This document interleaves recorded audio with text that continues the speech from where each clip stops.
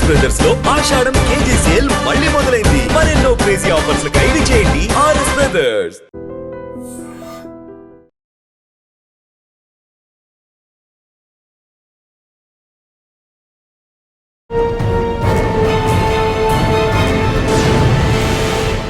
Welcome to crime diaries.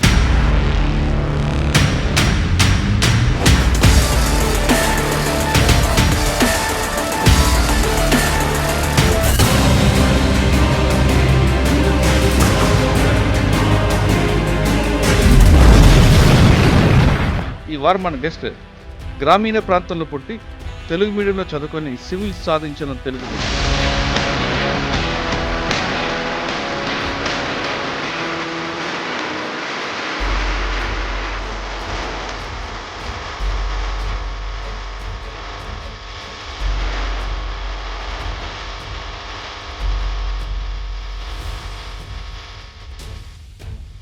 ప్రస్తుతం ఉత్తరప్రదేశ్లో చక్రం తిప్పుతున్న తెలుగువాడు.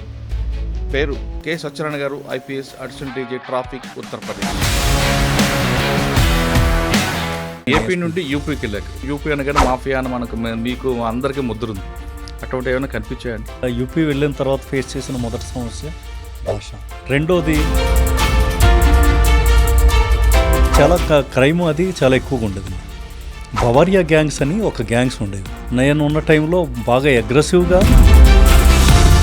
మొరాదాబాదు, బరేలీ, చుట్టుపక్కల అన్ని చోట్ల కూడా. అఖిలేష్ యాదవ్ గారు, ములాయం సింగ్ యాదవ్ అంటే ధరతీ పుత్ర అంటారు. ఆయన హీజ్ పబ్లిక్ తోటి, ప్రజలతోటి బాగా కనెక్ట్ అయి ఉంటాడు. బాగా రౌడీజం అంటారు కదా బాగా. మరి ఆ ఫోర్స్లో ఎలా పనిచేస్తారండి? అంత సఫికేషన్ ఉంటాయి అంటే నాకు కొద్దిగా ఫ్రీ హ్యాండ్ ఉండేది. ఈ బ్లాక్ ప్రముఖ ఎలక్షన్లో నేను లాఠీ చార్జ్ చేసి సమాజ్వాదీ పార్టీ ఎమ్మెల్యేని ఒక ఆయన బాగా కొట్టాను. వాళ్ళ పార్టీ ఎమ్మెల్యే. సో కొట్టేసరికి ఆయన ఫోన్ సీఎం గారు ఒప్పుకున్నారా? ఏడ్చుకుంటా సీఎం గారికి ఫోన్ చేసాడు. ఏం చేస్తున్నావు అక్కడ, నువ్వు ఎవరిని కొడుతున్నావు, ఏంటో నీకు అర్థమవుతుంది. నువ్వు అసలు ఇంట్లో నుంచి ఎలక్షన్ అయ్యే వరకు కూడా ఇంట్లో నుంచి బయటకు వెళ్ళడానికి లేదు. ఎలక్షన్ అయిన తర్వాత నేను ట్రాన్స్ఫర్ చేస్తాను, నువ్వు ఇంట్లోనే ఉండాలి. ఈలోగా పెద్ద ఇన్సిడెంట్ ఒకటి జరిగింది ఆ ఏరియాలో. వాళ్ళు ఫైరింగ్, వీళ్ళు ఫైరింగ్, అంతా హడావుడు ఉంది. మళ్ళీ డీజీపీ గారు ఫోన్ వచ్చింది, బాబు నువ్వు ఇమీడియట్గా ఎక్కడ ఉన్నావు నాకు తెలీదు, అక్కడ పరిస్థితి చాలా దారుణంగా. మరి ఎమ్మెల్యే గారి తర్వాత ఎక్కడ ఎదురుపడలేదా? మాకు కొట్టారు సార్ మీరు. తర్వాత నా ట్రాన్స్ఫర్ గురించి ట్రై చేశారు, కానీ సీఎం ఒప్పుకోలేదు, లేదా అతనే ఉండాలన్నా. సార్, పోలీసింగ్తో పాటు మీకు మరో ప్రవృత్తి ఉంది, బుక్స్ రాయడం. మీరు రాశారు బెనారస్ బుక్. బహుముఖ బనారస్ అనే ఈ పుస్తకం ఒక నా చేత శివుడు రాయిపించాడేమో అనిపిస్తుంది. ఆ తర్వాత రాత్రి పడుకున్నప్పుడు కల్లో శివుడు నాకు కనిపించి, నువ్వు నాకేమి గిఫ్ట్ ఇస్తున్నావు, దీనికి రిటర్న్గా నువ్వేమి ఇవ్వట్లేదు. నా చేతిలో ఉన్నది ఓన్లీ ఒకటే, అది పుస్తకాలు రాయడం. సో ఈ విధంగా నేను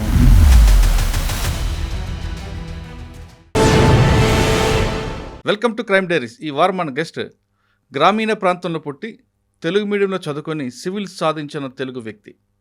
ప్రస్తుతం ఉత్తరప్రదేశ్లో చక్రం తిప్పుతున్న తెలుగువాడు. పేరు కె సత్యనారాయణ గారు, IPS, additional DG traffic, Uttar Pradesh. సింపుల్గా చెప్పాలంటే ఆయన గురించి one of the honest IPS officer. ఆయన ఆంధ్రాకు చెందిన వ్యక్తి అయినా ఉత్తరప్రదేశ్లో పనిచేసిన, బైఫికేషన్ అయిన తర్వాత ఏపీకి వచ్చారు, కొంతకాలం పనిచేశారు. ఇక్కడ అనంతపూర్ రేంజ్ డిఐజీగా పనిచేశారు. అదేవిధంగా ఫైర్ డిపార్ట్మెంట్లో పనిచేశారు. ఫైర్ డిపార్ట్మెంట్లో ఆయనకు ఒక ఇన్నోవేషన్ పెట్టి వెళ్ళిపోయారు. అదే ఎక్కడైనా పోలీసులో టాస్క్ ఫోర్స్ ఉంటారు, కానీ ఫైర్ డిపార్ట్మెంట్లో టాస్క్ ఫోర్స్ అనేది ఫస్ట్ టైం ఆయన క్రియేట్ చేశారు. అంటే ఉన్న 13 జిల్లాల్లో ఫైర్ డిపార్ట్మెంట్ పని లేని సమయంలో కూడా వాళ్ళు ప్రజల దగ్గరకు వెళ్ళాలి, వాళ్ళతో మాట్లాడాలి, ప్రజలకు అవగాహన కల్పించాలని ఒక టాస్క్ ఫోర్స్ వాళ్ళకు యూనిఫామ్ కూడా చేసి కొత్త ఇన్నోవేషన్ పెట్టి వెళ్ళారు. అంతేకాదు ఆన్లైన్ సిస్టమ్ని, ఒక విధంగా చెప్పాలంటే ఆయన పనిచేసిన 3 సంవత్సరాలు ఫైర్ డిపార్ట్మెంట్కి ఒక ఉజ్వల భవిష్యత్తు వచ్చిన ఏరియా. అంత ప్రాంతంలో అలాగా నడుస్తున్న టైంలో ఆయన బైఫికేషన్ తర్వాత ఆయన హోమ్ కేటర్కి వెళ్ళడం, తర్వాత అక్కడ పనిచేయడం. ప్రస్తుతం బుక్ లాంచ్ మీద ఆయన హైదరాబాద్ వచ్చారు. మనం ఆహ్వానించాం, ఆయన మన స్టూడియోకి వచ్చారు. ఆయన అడిగి చాలా విషయాలు మాట్లాడదాం. ఆంధ్రాలో ఇక్కడ పాలిటిక్స్ ఎలాగుంటుంది, ఇక్కడ పోలీసింగ్ ఎలాగుంటుంది, యూపీ పోలీసింగ్ ఎలాగుంటుంది అనే విషయాలతో పాటు ముఖ్యంగా బుక్ రాయాలి కాసేమే అంటే ఇప్పటికే చాలా బుక్స్ రాశారు. కానీ బనారస్ మీద బుక్ రాయాలి ఆలోచన ఎందుకు వచ్చిన విషయాన్ని సార్ అని తెలుసుకుందాం. సార్ నమస్తే అండి. నమస్తే అండి. ఒక తెలుగు వ్యక్తి యూపీలో మంచి హానెస్ట్ ఆఫీసర్గా పేరు తెచ్చుకోవడం మా అందరికి కూడా ఒక ప్రౌడ్గా అనిపిస్తుంది. చాలామంది ఆఫీసర్లు ఉంటారు, కానీ మేము గురించి ఎంక్వైరీ చేస్తున్నప్పుడు one of the best officer అని కొంతమంది, one of the innovation officer అని కొంతమంది, ఇటువంటి కాంప్లిమెంట్స్ రావడం ఉంది మీకే కాదు మాకు అనిపిస్తుంది. చాలా సంతోషం అనిపిస్తుంది. ఆ కాంప్లిమెంట్ మాకు వచ్చేమో అనిపిస్తుంది. Thank you. పర్టికులర్గా మా ఉత్తరాంధ్ర జిల్లా వ్యక్తి కాబట్టి ఇంకా ఎక్కువ ఉంటుంది. సార్, యూపీ తీసుకుంటే మనందరికీ మాఫియా అనిపిస్తుంటుంది. నిజంగా మాఫియా ఉందా, లేదా సినిమాలో చూపించినంతలా అంత ఎక్కువగా కనిపిస్తుంటుందా?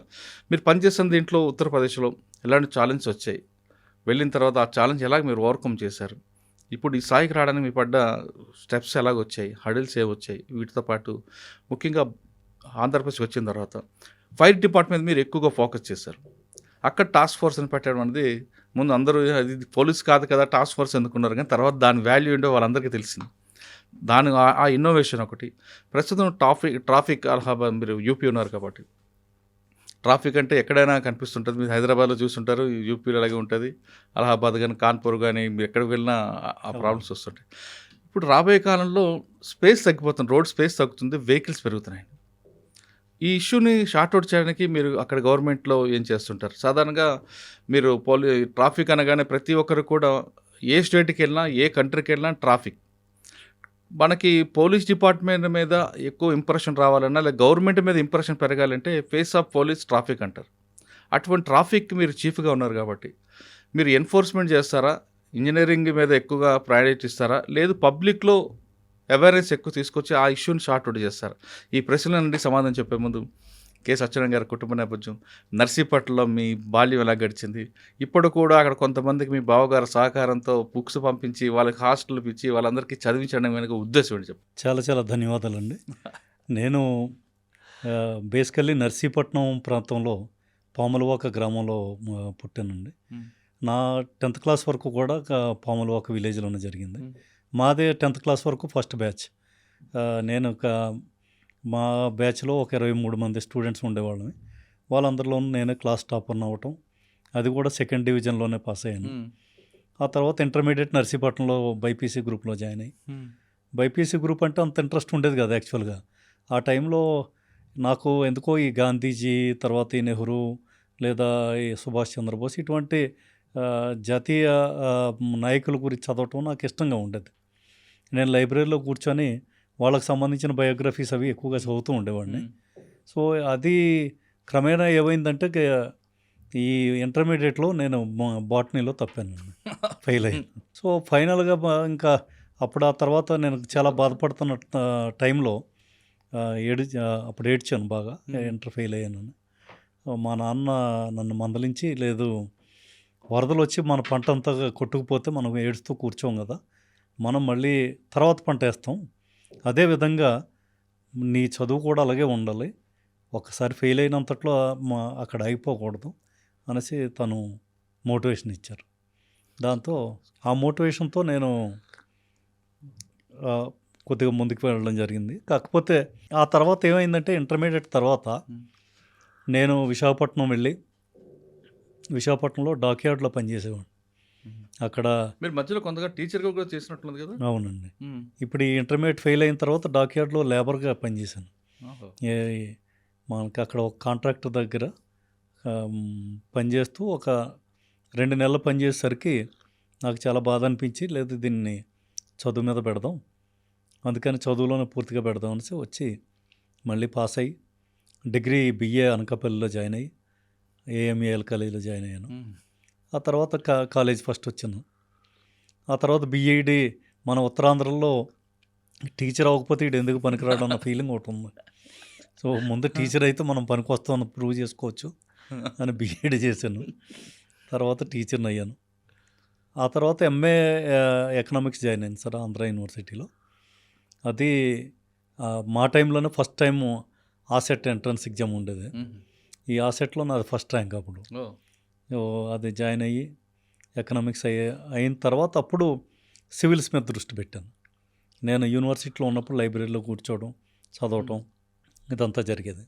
సో కంటిన్యూస్గా ఈ చదవటం అది నేను చిన్నప్పటి నుంచి ఎంఏ వరకు కూడా తెలుగు మీడియంలోనే చదివాను. నాకు ఈ ఇంగ్లీష్ పెద్దగా అంతగా రాదు, ఎందుకంటే ఇంగ్లీష్ మీడియం కాదు కాబట్టి. ఒకేసారి సివిల్ సర్వీస్ అనేసరికి ఈ పుస్తకాలు అన్నీ కూడా ఇంగ్లీష్ మీడియంలో ఉండేవి. ఈవెన్ ఎంఏ కూడా నాది తెలుగు మీడియమే. అప్పుడు ఈ బుక్స్ అన్నిటిని ఇంగ్లీష్లో చదివి అర్థం కాని పదాలని డిక్షనరీలో చూసుకొని వాటికి నోట్స్ రాసి ఆ విధంగా కష్టపడ్డాను. ప్రిలిమినరీ పాస్ అయిపోయాను. అప్పుడు చాలామంది హైటెక్గా ఉన్న స్టూడెంట్స్ అందరితో కూడా ప్రిలిమ్స్లో ఫెయిల్ అయ్యారు. నేను మాత్రం పాస్ అయ్యేసరికి నాకు చాలా కాన్ఫిడెన్స్ పెరిగింది. ఇక ఆ తర్వాత మళ్ళీగా ఒకటి కష్టపడ్డం, ఈ ప్రిలిమినరీ అవ్వటం, మెయిన్స్ రాయడం, మెయిన్స్ ఫెయిల్ అవ్వడం, ఈలోగా టీచర్ పోస్ట్ చేయటం. ఒకసారి ఏమైందంటే మా ఎంఈఓ గారు, నేను నక్కపల్లి మండలంలో పనిచేసేవాడిని టీచర్గా. సో మా ఎంఈఓ గారు ఏమన్నారంటే, నీకు ఎంత 4 నెలలు సెలవు ఇవ్వాలంటే నేను ఇవ్వలేను, చాలా కష్టం అని చెప్పారు. సరే సార్, అయితే నేను నా జాబ్కి రిజైన్ చేసేస్తున్నాను. రిజైన్ చేసి హైదరాబాద్ వెళ్ళిపోయాను. సో ఆ విధంగా ఈ రెగ్యులర్గా చదవటం ఇవన్నీ జరిగింది. అంటే ఎన్నో అటెంప్ట్ కొట్టారంట మీరు సివిల్స్లో? 4th attempt. కానీ అప్పటికి మీకు కామెంట్స్ రాలేదా? ఎందుకు టీచర్గా నువ్వు స్థాయి దాటి వెళ్తున్నావు, మనకి అవసరమా, మన ఉత్తరాంధ్ర వాళ్ళు ఎప్పుడైనా చదువుకున్నారా, ఇదే ఎక్కువ, ఇటువంటివి వచ్చుంటే? మన ప్రాంతంలో మీకు తెలియదే ఉంది, అది ఎక్కువగా ఎందుకు ఏదో స్వర్గానికి నిచ్చినేస్తున్నాం, ఇవన్నీ మనకి ఎందుకు అవసరమా అని అనేవారు. కానీ నాకైతే మాత్రం చాలా నమ్మకంగా ఉండేది. అంటే మీకు ఒక అపచయం మీకు ఇన్ని విజయాలకి ఒక నాంది పలికింది. ఇంటర్మీడియట్లో ఫెయిల్ అవ్వడం, అవును, ఆ పట్టుదల ఈ స్థాయికి, ఆ పట్టుదల ఇదంతా తీసుకొచ్చింది. Correct sir. సివిల్స్ రాశారు సార్. రాసిన తర్వాత 4th అటెంప్ట్లో మీకు ర్యాంక్ వచ్చింది. తర్వాత మీకు యూపీ క్యాడర్ అలాట్ అయిందా? క్యాడర్ అలాట్మెంట్లో యూపీ క్యాడర్. ఓకే. యూపీ క్యాడర్లో అంటే ఇక్కడ ఎన్పీఏలో ట్రైనింగ్ అయితే పోస్టింగ్ ఎన్పిఏ ట్రైనింగ్ తర్వాత మాకు ఫస్ట్ మాకు అక్కడ యూపీ స్టేట్ పోలీస్ అకాడమీ మొరాదాబాద్లో ఉంది. అక్కడ అకాడమీలో 3 months ట్రైనింగ్. అది అయిపోయిన తర్వాత ఇంకా డిస్ట్రిక్ట్ ఆగ్రాలో ఏపీ నుండి యూపీకి వెళ్ళారు. అవును. వెళ్ళగానే ఛాలెంజ్ ఏమొచ్చింది? లాంగ్వేజ్ వచ్చిందా, లేదంటే అక్కడ క్రైమ్? ఎందుకంటే అప్పటికే మనం యూపీ అనగానే మాఫియా అని మీకు అందరికీ ముద్దురుంది. అటువంటి ఏమైనా కనిపించాయండి? లేదా అంత కేవలం సినిమాల వరకు అనేది? లేదు, నేను మొట్టమొదట యూపీ వెళ్ళిన తర్వాత ఫేస్ చేసిన మొదటి సమస్య భాష. రెండోది అక్కడ ఫుడ్. వాళ్ళ ఫుడ్కి నాకు అంత, ఎందుకంటే మనకి ఉత్తరాంధ్రలో ఈ రోటీలు తినే అలవాటు అస్సలు లేదు. అన్నం పప్పు, మనకి అన్నం పప్పు ఇవే ఉండేవి. సో అక్కడికి వెళ్ళేసరికి ఇది రోటీలు తినడం, వాళ్ళు ఉదయాన్నే కచోడీలు, అదేవిధంగా పరాఠా, జిలేబీలు, ఇవన్నీ పరాఠా, జిలేబీ, ఉదయాన్నే జిలేబీ పెరుగు కలిపించేవారు. ఈ జిలేబీ పెరుగుతో మనం ఇదేంటి ఎలాగ అడ్జస్ట్ అవుతామని అనిపించింది. మూడోది నేను ఫేస్ చేసింది వాతావరణం, ఎక్స్ట్రీమ్ కోల్డ్ అండి. మేము వెళ్ళింది అబౌట్ డిసెంబర్ ఎండ్లో వెళ్ళాం. డిసెంబర్లో విపరీతమైన చలి ఉండేది. ఇక్కడ మనకి ఈవెన్ హైదరాబాద్లో కూడా స్వెటర్ వేసుకోవాల్సిన అవసరం ఎప్పుడూ వచ్చింది కాదు. బట్ అక్కడికి వెళ్ళిన తర్వాత ఒక స్వెటర్ కాదు, 3 స్వెటర్లు వేసుకుంటే తప్ప చలి తట్టుకునేవాళ్ళం కాదు. సో బాగా చలి ఫీల్ అయ్యేవాడిని. సరే, ఎందుకురా ఈ ఐపీఎస్ పెట్టుకొని మనం ఇన్ని బాధలు పడాల్సిన అవసరం ఉందా, ఏదో ఊర్లోనే ఉంటే సరిపోయేదేమో అనిపించేది. నా ఫస్ట్ పోస్టింగ్ ఆగ్రాలో ఏఎస్పీగా జాయిన్ అయ్యాను. అప్పుడు అక్కడ చాలా క్రైమ్ అది చాలా ఎక్కువగా ఉండేదండి. బవారియా గ్యాంగ్స్ అని ఒక గ్యాంగ్స్ ఉండేవి. అవును, ఇక్కడ ఇప్పుడు వస్తున్నారండి, ఇటువైపు ఇప్పుడు వస్తున్నారా? నేను ఉన్న టైంలో బాగా అగ్రెసివ్గా బవారియా గ్యాంగ్స్ అక్కడ ఆగ్రా, ఈ మొరాదాబాదు, ఈ బరేలీ, ఈ చుట్టుపక్కల అన్ని చోట్ల కూడా ఈ గ్యాంగ్స్ బాగా ఆపరేట్ చేసేవి. అంటే బవారియా అంటే ట్రైబల్ అండి ఇక్కడ? ఎస్, వీళ్ళు బేసికల్గా ఏంటంటే ఈ మేవాట్ జాతి ట్రైబల్స్ అండి. వీళ్ళు రాజస్థాన్ నుంచి వస్తారు. వీళ్ళు వచ్చినప్పుడు వీళ్ళు ఒక గ్రూప్గా వచ్చి దీన్నే కచ్చా బనియన్ గ్యాంగ్ అని కూడా అంటారు. కచ్చా బనియన్ అంటే వీళ్ళు ఒక బనియన్ వేసుకుంటారు, చిన్న గావంచాలా కట్టుకుంటారు. వీళ్ళ చేతుల్లో ఈ మారణాయుధాలు ఉంటాయి, కత్తులు, ఈ సమ్మెట్లు, ఇటువంటివి. ఈ వీళ్ళు ఏం చేస్తారంటే ఊరికి అవుట్స్కట్స్లో ఏ ఇల్లు ఉందో, రిచ్గా ఏ ఇల్లు కనిపిస్తుందో వాటిని ముందే వీళ్ళు రెక్కీ చేసుకొని దాన్ని టార్గెట్ చేస్తారు. ఆ ఇంట్లోకి అటాక్ చేయడం, అటాక్ చేసిన తర్వాత ఆ ఇంట్లో ఎంతమంది ఉంటే అంతమందిని చంపేయటమే. మొత్తం సార్ వాళ్ళ ఆపరేషన్ ఎంఓ కూడా రాగానే ముందు పెద్ద కర్రతో కానీ సుత్తుతో కానీ తల మీద కొడతారు. తల మీద కొడతారు. ఎందుకండి అంటే మరి ఆ ప్యానిక్ అయిపోయారు లెక్క. ప్యానిక్ అయిపోతారు. అంటే అవతల వాళ్ళు ప్యానిక్ అవుతారు. రెండోది ఆ ఇంట్లో ఎవరిని బ్రతకనివ్వరు. అందరినీ కూడా వీళ్ళు ఎప్పుడూ కూడా తుపాకులు అయ్యి వాడరు. తుపాకులు కాకుండా మీరు అన్నట్టు పెద్ద రాడ్లు, ఐరన్ రాడ్లు ఉండేవి. ఐరన్ రాడ్ కానీ లేదా కర్రతో లౌట్ రాడ్ కానీ అది దాంతో ఒక తల మీద ఒకటి బాదటం. వాళ్ళకి ఎంత అక్యురేట్గా కొడతారంటే ఒకే దెబ్బతో మనిషి చనిపోయేటట్టు ఆ విధంగా కొట్టేవారు. ఆ ఇంట్లో ఎవరిని చిన్న పసిపిల్లవాడిని కూడా విడిచిపెట్టేవారు కాదు. సెకండ్ ఏంటంటే వాళ్ళు ఆ ఇంట్లో ఉన్న సామాన్లు ఏవి దొరికితే అన్నిటినీ కూడా వీళ్ళు దోచుకొని కిచెన్లోకి వెళ్ళడం, కిచెన్లో ఏది ఉంటే దాన్ని వాళ్ళే అక్కడే వంట చేసుకోవటం, వంట చేసుకొని శుభ్రంగా తిని ఆ గిన్నెలన్నింటినీ అట్టే విడిచిపెట్టి అక్కడే కూడా వీళ్ళు లెట్రిన్ వెళ్ళి అక్కడి నుంచి బయలుదేరేవారు. సో ఎంఓ అది. సో ఈ విధంగా వీళ్ళు ఈ బవరియా గ్యాంగ్స్ ఆపరేట్ చేసేవారు. రెండోది ఏంటంటే వీళ్ళది ఈ రోజున్న పేరు రేపు వాడేవారు కాదు. పేర్లు మారేవి, పేర్లు మార్చేసుకునేవారు, ఊరి పేరు మారేది, ఐడెంటిటీ లేదు.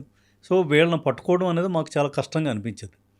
అప్పుడు నేను ఏఎస్పీగా ఉన్నప్పుడు ఈ ఫతేపూర్ సిక్రీ మీరు వినే ఉంటారు, ఆగ్రాలో చాలా ఫేమస్, మన అక్బర్ కోట ఇవన్నీ. ఈ ఫతేపూర్ సిక్రీ ఏరియాకి నేను ఏఎస్పీగా పనిచేసేవాడిని. ఒకసారి నా ఏరియాలో వీళ్ళు అటాక్ చేసి ఒక 8 మందిని చంపేశారు. పెద్ద డెకాయితీ జరిగింది. ఆ తర్వాత దాన్ని చాలా సీరియస్గా తీసుకొని నేను ఆజాద్ నగర్ అని ఒక విలేజ్ ఉండేది, ఏది రాజస్థాన్లో ఉండేది, ఈ భరత్పూరు ఆ ఏరియా, భరత్పూర్ దాటిన తర్వాత ఈ ఆజాద్ నగర్ ఉండేది. ఈ ఆజాద్ నగర్కి వెళ్ళి అక్కడ ఒక 10-15 డేస్ మేము ఊరికి అవతల వైపు మఫ్టీలో రోజు పెహరా చేసుకునేవాళ్ళం. ఎందుకంటే అక్కడి నుంచి విలేజ్ సర్పంచ్ ఎవడుంటాడో వాడిని పట్టుకొని వచ్చి లోపల వేద్దాం అనేసి. సరే ఫైనల్గా ఆఫ్టర్ 10 డేస్ వాడు ఒక లోనాల మీద వస్తుంటే విలేజ్ సర్పంచ్ని పట్టుకొని మేము తీసుకొచ్చి మా యూపీకి తీసుకొచ్చి మా దగ్గర కస్టడీలో పెట్టుకున్నాం. ఎప్పుడైతే సర్పంచ్ని పట్టుకున్నా ఊరు మొత్తం కూడా కదిలిపోయింది. వాళ్ళు ఒక 50-100 మంది ట్రాక్టర్ వేసుకొని మా పోలీస్ స్టేషన్ రావడం జరిగింది. అప్పుడు నేనే అక్కడ ఉండి వాళ్ళందరికీ ఒక విషయం చెప్పాను, వీడు మీకు దక్కాలి అంటే మా ఘటన చేసింది ఎవరు, వాళ్ళందరినీ తీసుకొచ్చి ముందు మాకు సరెండర్ చేయండి, అప్పుడు మేము వీడిని విడిచిపెడతాం. అలా మొత్తానికి 1 వీక్ బార్గెనింగ్ అయిన తర్వాత వాళ్ళు మాకు ఎవరైతే ఇన్సిడెంట్ చేశారో వాళ్ళందరినీ తీసుకొచ్చి మాకు అప్పచెప్పడం, మేము ఈ సర్పంచ్ని కూడా విడిచిపెట్టడం జరిగింది. అయితే ఏం చేశానంటే ఈలోగా ఈ సర్పంచ్తో మాట్లాడి వచ్చిన జనాలతో మాట్లాడి వీళ్ళ పేర్ల గురించి వీళ్ళ పుట్టుపూర్వోత్తరాల గురించి స్టడీ చేశాను. ఎందుకంటే మొదటి నుంచి కూడా నా మైండ్లో ఈ రచనా వ్యాసంగం అనేది ఎక్కడో ఉంది వెనక. అప్పుడు మొట్టమొదటిసారిగా ఒక బుక్ ఈ బవరియా గ్యాంగ్స్ మీద నేను ప్రిపేర్ చేయడం జరిగింది, విత్ ఫొటోస్, వాళ్ళ ఐడెంటిటీస్, వాళ్ళ విలేజెస్, ఎవ్రీథింగ్. రికార్డ్ మెయింటైన్ చేశారు మీరు? రికార్డ్ మెయింటైన్ చేశాను. ఫస్ట్ టైం వాళ్ళ మీద ఒక రికార్డు తయారు చేశాను. ఆ రికార్డు తయారు చేసి మా డిఐజీ గారికి ఇచ్చాను. సార్ ఇటువంటి రికార్డు మనం తయారు చేశాను, ఆయన చాలా అప్రిషియేట్ చేసి ఇది ఇప్పుడు మనం వీళ్ళ పని పట్టవచ్చు, మనకు కరెక్ట్గా దొరికిరా అనేసి అనుకొని ఆయన వెంటనే ఎస్టీఎఫ్ అని ఉంటుంది యూపీలో, స్పెషల్ టాస్క్ ఫోర్స్, చాలా ఇంపార్టెంట్. సో ఎస్టీఎఫ్ వాళ్ళకి ఇది అప్పచెప్పి ఇంకా వాళ్ళు ఆ తర్వాత ఇంకా వీళ్ళని రౌండప్ చేయడం మొదలుపెట్టారు. అంటే మొత్తం మీరు ఆరిజిన్ తీసుకొచ్చారు? అలా తీసుకొచ్చారు. మూలాల నుంచి పట్టుకుంటూ వాళ్ళని అసలు ఆరిజిన్స్ ఏంటి, వీళ్ళ ఫోటోలు, వాళ్ళ కథ, వాళ్ళ పేరు, వాళ్ళ మంచి చెడ్డ, ఎవ్రీథింగ్, వాళ్ళ మోడస్ ఆపరండి, ఏ ఊరు నుంచి ఏ ఊరు వెళ్తారు, ఇన్సిడెంట్ చేసిన తర్వాత ఎక్కడికి వెళ్తారు, ఆ టైప్ మొత్తం అంతా ఒక క్రొనాలజీ. అందులో మీ పరిశోధనలో వాడు వండుకొని అక్కడే తిని అక్కడే టాయిలెట్ వెళ్ళడానికి రీజన్ ఏముంటుందండి? అంటే బేసికల్గా నేను వీళ్ళందరితోనూ మాట్లాడింది ఇది, వాళ్ళు దానికంటూ స్పెసిఫిక్గా ఆన్సర్ ఏమీ లేదు. నాకు తర్వాత అనిపించింది ఏంటంటే వీళ్ళకి అసలు మీరు చంపాల్సిన అవసరం ఏముంది, అందరినీ కాళ్ళు చేతులు కట్టేసి మీరు మొత్తం దోచుకొని వెళ్ళిపోవచ్చు కదా అంటే. ఒకటి మాత్రం నాకు అనిపించింది, మా క్రిమినాలజీలో వీళ్ళకి క్రిమినల్ ట్రైబ్స్ గురించి అని మాకు చెప్తారు. ఈ క్రిమినల్ ట్రైబ్స్ వాళ్ళ బేసిక్ ట్రైట్సే అవి, వాళ్ళ లక్షణాలు అవి, వాళ్ళ బేసిక్ నేచర్ ఆఫ్ లివింగే అది. అందుకని వీళ్ళది ఈ టైప్ ఆఫ్ ఎంఓకి కారణం కూడా దట్ ఈజ్ దేర్ క్యారెక్టర్. వాళ్ళ జీన్స్లో ఉంది, మనం సెపరేట్గా వాళ్ళు ఏదో కారణం కోసం చేయట్లేదు, తినడం అక్కడ వెళ్ళడం, అదంతా వాళ్ళ part of their blood. So ఆ విధంగా జరిగింది సార్. అక్కడ ఫస్ట్ ఆగ్రా ఆగ్రాలో మీకు ఆగ్రాలో ఏఎస్పీగా చేశాను. ఏఎస్పీగా ఉన్నప్పుడు నేను ఇంకొక పని ఒకటి చేసేవాడిని యాక్చువల్గా. ఊర్లోకి వెళ్ళి నాకు ఒకటి భాష ఒకటి, అది కూడా లోకల్ లాంగ్వేజ్ చాలా ఇబ్బందిగా ఉండేది. అక్కడ బ్రిడ్జ్ భాష అని ఉంటుంది. ఆగ్రా మథురా ఏరియా బ్రిడ్జ్ భాష, డైలెక్ట్ మనలాగా, మన శ్రీకాకుళం డైలెక్ట్ ఎలాగో డైలెక్ట్. సో నేను అక్కడ నేర్చుకోవటం ఎట్లాగా అని అనిపించి నేను వెంటనే పల్లెటూర్లకు వెళ్ళడం. వాళ్ళు చార్పాయి ఒకటి వేసేవారు. చార్పాయి అంటే మన నొలక మంచం లాంటిది. చార్పాయి వేసి అక్కడ కూర్చోబెట్టి ఒక పెద్ద గ్లాస్ తోటి టీ కాదు మిల్క్, ఎంత పెద్దది మిల్క్ ఇచ్చేవారు.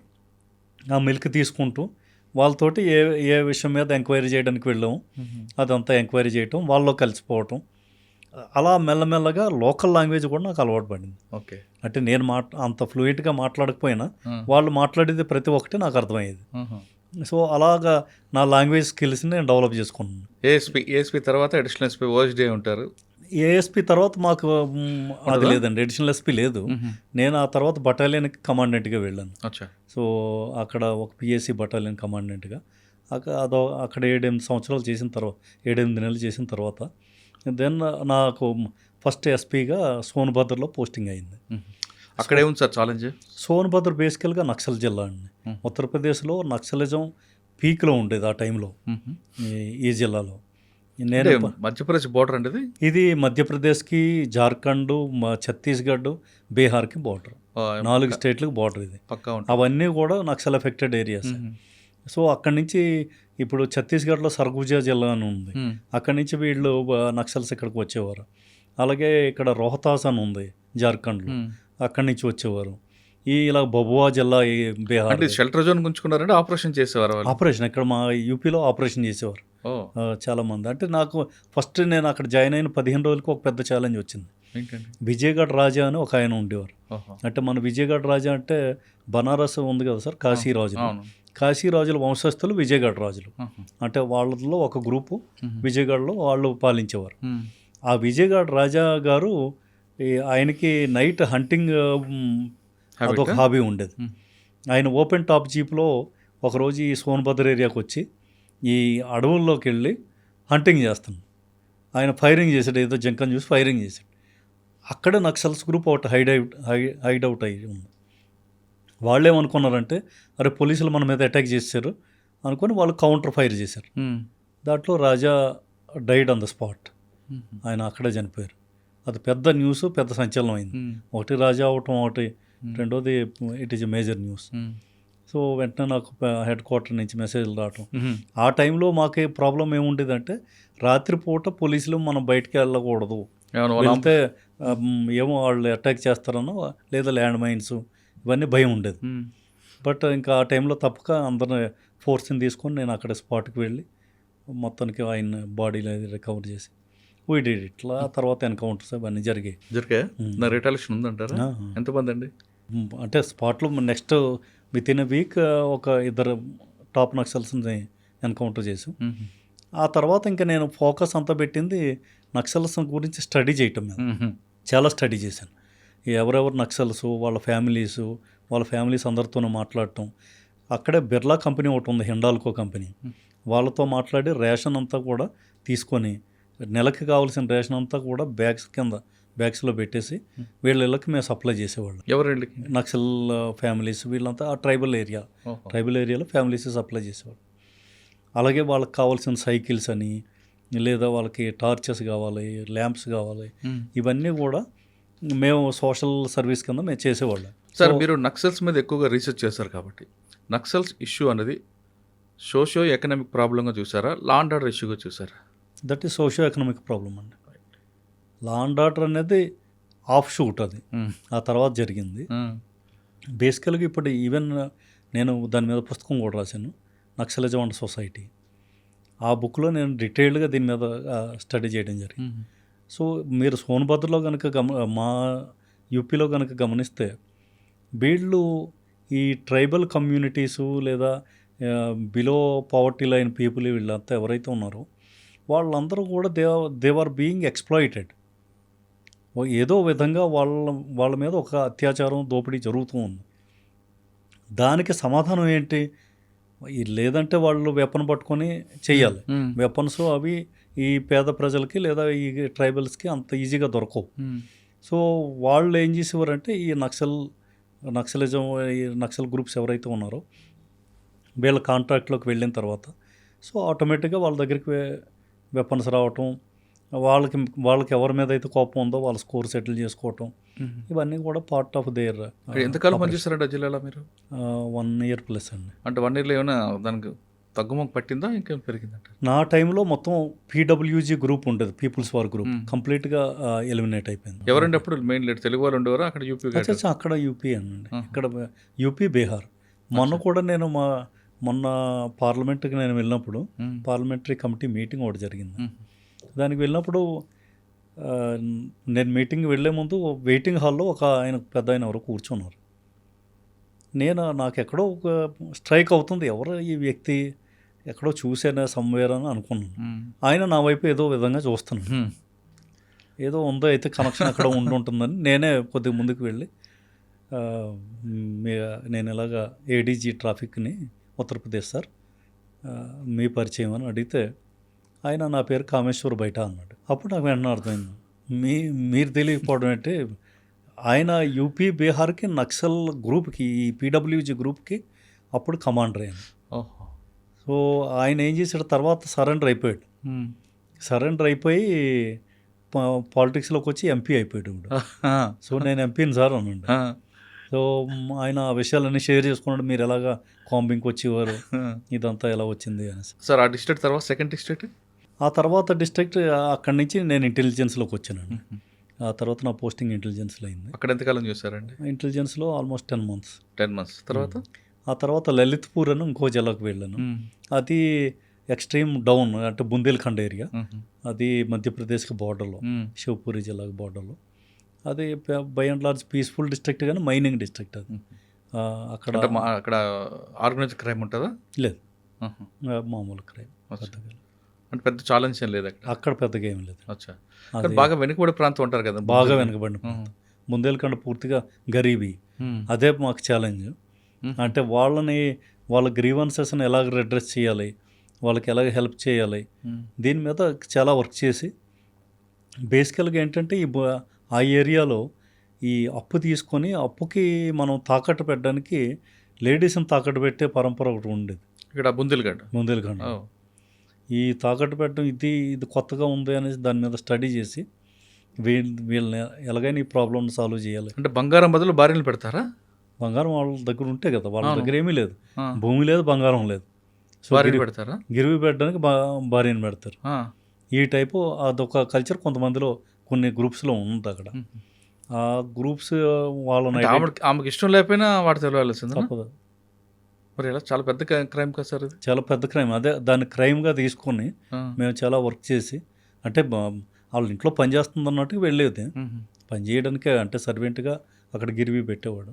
సో మేము వెళ్ళి ఇంకా దాని మీద చాలా వర్క్ చేసి చాలా కేసులు అవి రిజిస్టర్ చేసి. సార్ డబ్బులు కావాలి, భార్యనే కుదవ పెడతాడు, పెట్టిన తర్వాత వాళ్ళు సెక్సువల్ చేస్తుంటారా, లేదు ఓన్లీ సర్వెంట్ పెట్టి ఉంచుకుంటారా? అంటే అన్నిసార్లు మనం సెక్సువల్గా చేస్తాడని మనం చెప్పలేము. చాలాసార్లు సర్వెంట్ పర్పస్ కూడా, అంటే సర్వెంట్గా వాళ్ళ ఇంట్లో ఉంటుంది కంటిన్యూగా, ఈవినింగ్స్ రావడం ఏదో సంథింగ్ ఆ టైప్ ఉంటుంది. కానీ but we cannot say 100% of sexually ఉంటుంది. అచ్చా, వాడు ఎలా సార్ కంట్రోల్ చేస్తారు? అది వాడు ఏమంటాడు, డబ్బులు ఇచ్చి నీ భార్యను తీసుకెళ్ళంటాడు. బేసికల్గా మేము ఏం చేసామంటే ప్రతి పోలీస్ స్టేషన్లోనూ కౌన్సిలింగ్ సిస్టమ్ పెట్టాం.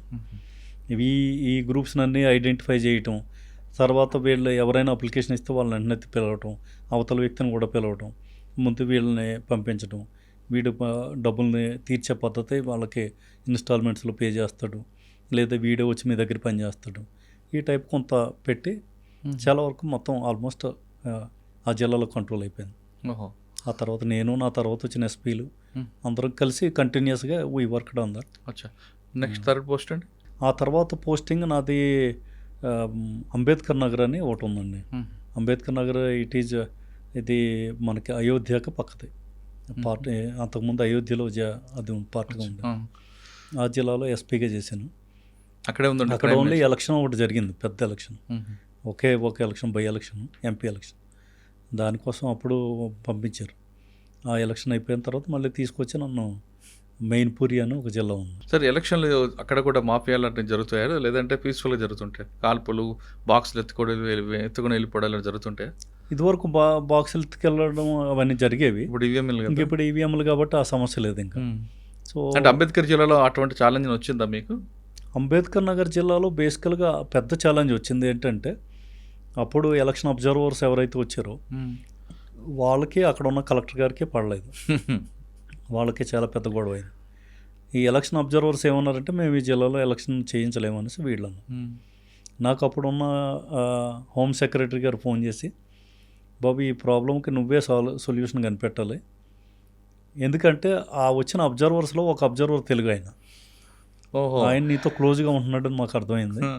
సో నువ్వు ఆయన ద్వారా మిగిలిన అబ్జర్వర్స్తో మాట్లాడి ఈ సమస్యకు సమాధానం వెతుకు, నీ భుజాల మీద ఈ బాధ్యత పెడుతున్నావు అన్న. అప్పుడు నేనేం చేశానంటే నా తెలుగు ఆయనతో నేను మాట్లాడి, సార్ మా ఇంటికి భోజనానికి రండి సార్ అని అందరినీ భోజనాన్ని పిలిచి కూర్చోబెట్టి వాళ్ళందరితోనూ తీరిగ్గా మాట్లాడి, సార్ ఇలాగైతే బాగుండలేదు, ఎలక్షన్ అయితే జరిపించాలి సార్, దానికి కావాల్సిన ఏం ఏర్పాట్లు చేయాలో అవన్నీ కూడా నేను చూసుకుంటాను, మీరు కలెక్టర్ని మర్చిపోండి, కలెక్టర్ విషయాలన్నీ కూడా నేను గవర్నమెంట్ నాకు ఇదే డైరెక్షన్ ఇచ్చింది కాబట్టి దాని ద్వారా మనం చేద్దాం సార్ అని. So finally they agreed. ఆ తర్వాత మొత్తం అంతా కూడా. మరి కలెక్టర్ గారికి ఎగో రాలేదా? ఈగో రాలేదు. యాక్చువల్గా ఈగో అంటే గవర్నమెంట్ ప్రెజర్ కదా. గవర్నమెంట్ ఏమంటుందంటే నువ్వు కొద్ది తగ్గు ఇప్పుడు ఈ టైంలో, నువ్వు పెద్దగా అంటే అతను మాట వినడానికి కూడా వీళ్ళు రెడీగా లేరు. అంత గ్యాప్ వచ్చింది సమస్య అది. సో ఇంకా వేరే ఆప్షన్ లేదు అక్కడ. సో ఆయన్ని ఆ మధ్యలో ట్రాన్స్ఫర్ చేయడం అన్నది ఎలక్షన్ కమిషన్ ఒప్పుకోవట్లేదు, అది చేయలేదు. సరే ఇంకా ఏదో ఎలక్షన్ దగ్గర పడిపోయింది, ఇంకా అప్పటికి 1 వీక్ టైం ఉంది. సో అది మొత్తం బాధ్యత అంతా నేను తీసుకున్నాను. అంబేద్కర్ తర్వాత ఎక్కడికి వచ్చారండి? మెయిన్పూరి ములాయం సింగ్ యాదవ్ గారి ప్లేస్.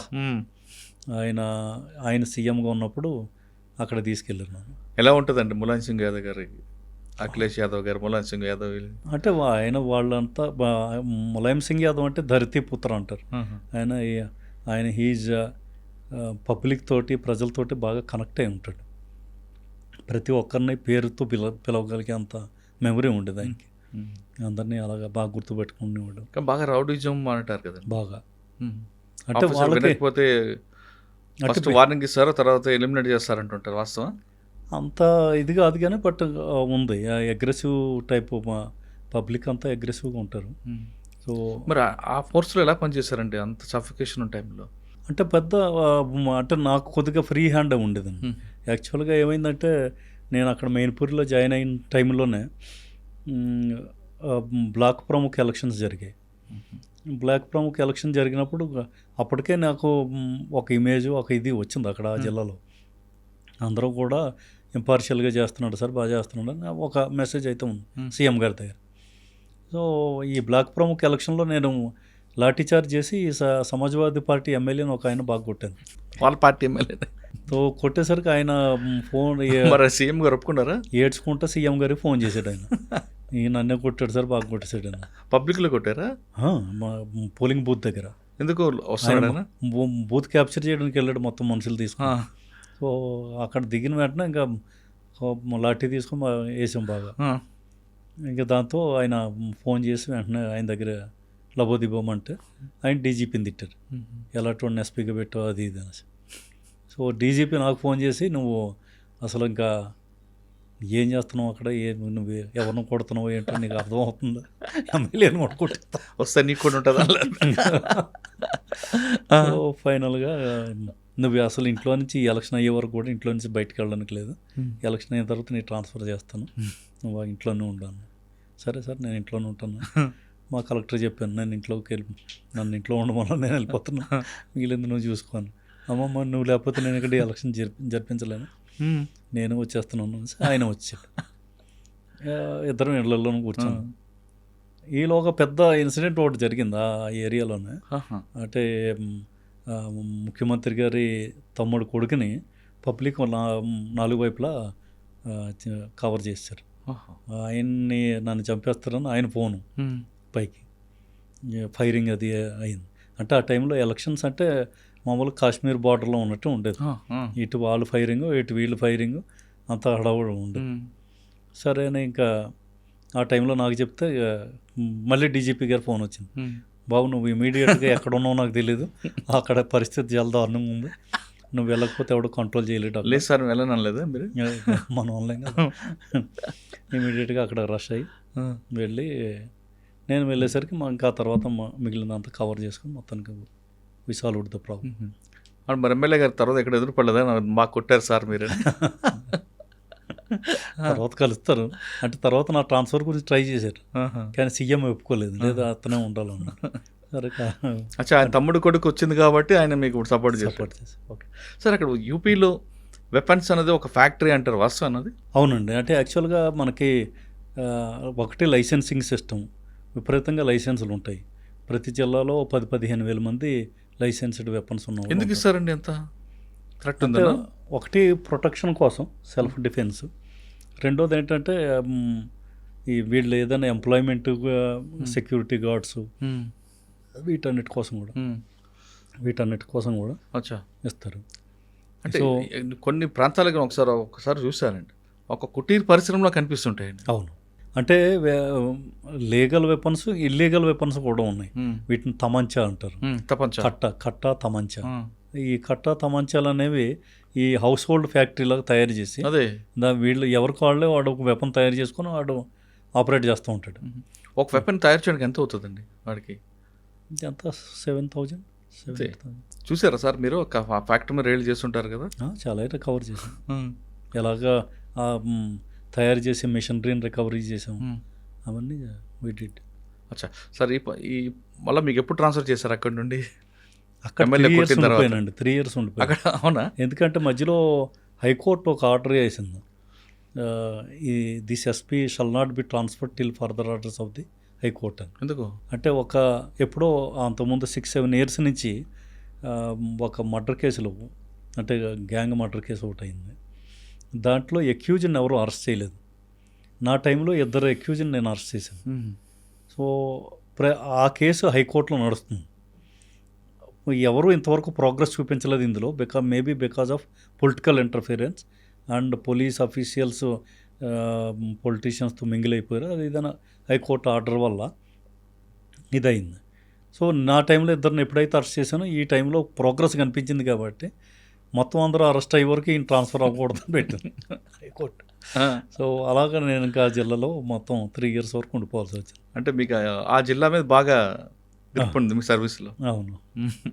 సో అది అయిపోయింది. ఆ తర్వాత మళ్ళీ ఝాన్సీ జిల్లాకి నేను ఎస్ఎస్పీగా వెళ్ళడం. సార్ ఆ జిల్లాలో కాదు ఎక్కడైనా సరే సాధారణంగా ఒక ట్రబుల్ మంగర్ ఉన్నారనుకోండి, వాడు ఫస్ట్ చెప్తారట, చెప్పకపోతే తర్వాత ఎలిమినేట్ చేస్తుంటారట, వాస్తవం అది? అది అంత అంటే నాకు అర్థం కాలేదు ఎలాగా.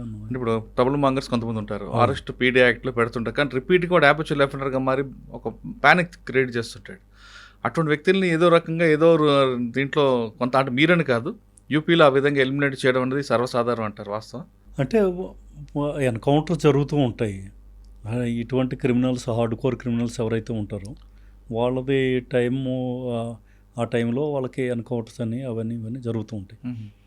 బేసికల్గా డెకాయితీ గ్యాంగ్స్ బాగా ఉండేవండి. ఈ మెయిన్పూరి, అలాగే ఎటావా, ఈ జాలోన్, ఈ ఏరియా మొత్తం కూడా చిత్రకూటు, మీరట్ కాదు, ఈ ఏరియా అంతా కూడా డెకాయితీ గ్యాంగ్స్కి. మీకు ఫూలందేవి సినిమా చూసే ఉంటాం, ఈ ఫూలందేవి వీళ్ళంతా ఈ ఏరియా వాళ్ళే. సో ఈ మధ్యప్రదేశ్లో చంబల్ ఏరియా అంటారు, ఈ చంబల్ ఏరియా అంతా కూడా ఈ డెకాయితీ గ్యాంగ్స్ ఏరియా. సో ఈ డెకాయితీ గ్యాంగ్స్ విపరీతంగా ఎస్పీ మెయిన్పూరిని కిడ్నాప్ చేశారు. మీరు can you imagine? SP Mainpuri was kidnapped by Chhaviram gang అని ఒకటి ఉండదు, డెకాయితీ గ్యాంగ్. వాళ్ళు ఎస్పీని కిడ్నాప్ చేసి తీసుకెళ్ళి తర్వాత వాళ్ళకేదో ఎవరో క్రిమినల్ని విడిపించుకోవడానికి తర్వాత విడిచిపెట్టారు. ఎస్పీ అంత ఈజీగా దొరికారండి? ఈజీ దొరకడం అంటే అదొక పెద్ద కథలండి. టు కట్ ఇట్ షార్ట్, ఆయన ఇంటి దగ్గర నుంచి వేరే పోలీస్ స్టేషన్ విజిట్కి వెళ్ళేటప్పుడు రైల్వే క్రాసింగ్ పడిన దగ్గర ఆయన ఆగాడు, కార్ ఆగింది. బస్ ఆ టైంలో గ్యాంగ్స్ గుర్రాల మీద ఎక్కువ వెళ్ళేవారు. ఈయన దిగి బయటకి నిలబడి సిగరెట్ కాల్చుకున్నాడు అంతే. వాళ్ళు తీసుకొని వెళ్ళిపోయారు గుర్రం మీద. ఎవరన్నా. తర్వాత ఆయన్ని విడిపించడానికి వాళ్ళ ఫ్యామిలీ వీళ్ళంతా చాలా ఇబ్బందులు పడ్డారు. అంతా డేంజరస్ వాళ్ళు. మరి అటువంటి వాళ్ళని హెల్మెట్ చేస్తుంటారు. మరి తప్పదు, మనకి వేరే దారి లేదు. సార్ ఝాన్సీలో ఛాలెంజ్ అండి. ఝాన్సీ కూడా అంటే ఈ టైపు కల్చర్ అండి. బట్ మాఫియా కల్చర్ అండి. మాఫియా అంటే మైనింగ్ మాఫియా, అచ్చా. ఎక్కువ మైనింగ్ అది ఉంటుంది. బట్ ఓకే, పీస్ఫుల్గానే జరిగింది. అక్కడ ఏమైనా మీకు మెమరబుల్ ఉందా? అంతా ఏం లేదు. తర్వాత అంటే ఎస్ఎస్పి అక్కడ మీరు. ఎస్ఎస్పి. ఓకే. ఝాన్సీ తర్వాత మళ్ళీ నేను బాందాకి వెళ్ళాను. బాందా ఈ డెకైతీ ఏరియా. నా టైంలోనే 4 STF కానిస్టేబుల్ని టోకియా గ్యాంగ్ అని ఒకటి ఉండేది, వాళ్ళు చంపేశారు STF వాళ్ళు. That was big incident. ఇంకా తర్వాత మేమంతా అడవుల్లోనూ ఇవన్నీ తిరిగి దానికి రిటలేషన్ ఉందా? 4+4 టోకియా గ్యాంగ్ వాజ్ ఎలిమినేటెడ్. అట ఎంతమంది అండి అప్పుడు? చాలా మంది ఉంటారండి, 12 మంది ఒకసారి. 4x3 ఏమైతే కానివ్వండి, నెంబర్గా ఈజ్ డజంట్ మ్యాటర్. బట్ ఆ టోకియా అనేది చాలా డేంజరస్ క్రిమినల్. వాడు పోలీసు వాళ్ళు కనిపిస్తే వాళ్ళని టార్గెట్ చేసేవాడు. టోకియా. ఓకే. సో ఈ టైపు. ఝాన్సీ తర్వాత మీరు ఇటు వచ్చారు. బాందా నుంచి తర్వాత గోరఖ్పూర్ వెళ్ళాను. ప్రజెంట్ మా ముఖ్యమంత్రి గారి ప్లేస్ అది. అప్పుడు అలాగుండేవారండి అది. అప్పుడు ఆయన ఎంపీగా ఉండేవారు. అప్పటి నుంచి ఫెరోషియస్ అంటేనా? అప్పుడు ఎంపీగా ఉండేవారు. BSP గవర్నమెంట్ ఉండేది. సో ఆయనకి నేను అప్పుడు ఒక స్పెషల్గా ఒక ఎస్కార్ట్ ఒకటి ప్రొవైడ్ చేశాను. ప్రొవైడ్ చేయటం వల్ల ఏంటంటే ఒకటి ఆయన ఎక్కడికి ఏమైనా ఏదైనా అంటే కమ్యూనల్ ఇన్సిడెంట్స్ ఏమి జరగకుండా ఉంటాయి, మనకి ఇన్ఫర్మేషన్ కూడా టైంకి వస్తుంది. ఆ దృష్టితో నేను ఒక ఎస్కార్ట్ ఇచ్చాను. సో దాన్ని గవర్నమెంట్ వేరే రకంగా తీసుకొని అపోజిషన్ వాడికి నువ్వు ఇది చేస్తున్నావు అనేసి నన్ను అక్కడ ట్రాన్స్ఫర్ చేశారు. ఎక్కడ చేశారు? అక్కడి నుంచి మళ్ళీ బటాలియన్కి పంపించారు. బటాలియన్ కమాండెంట్కి వచ్చాను. తర్వాతనే ఒక 2 years నేను బటాలియన్లో చేశాను.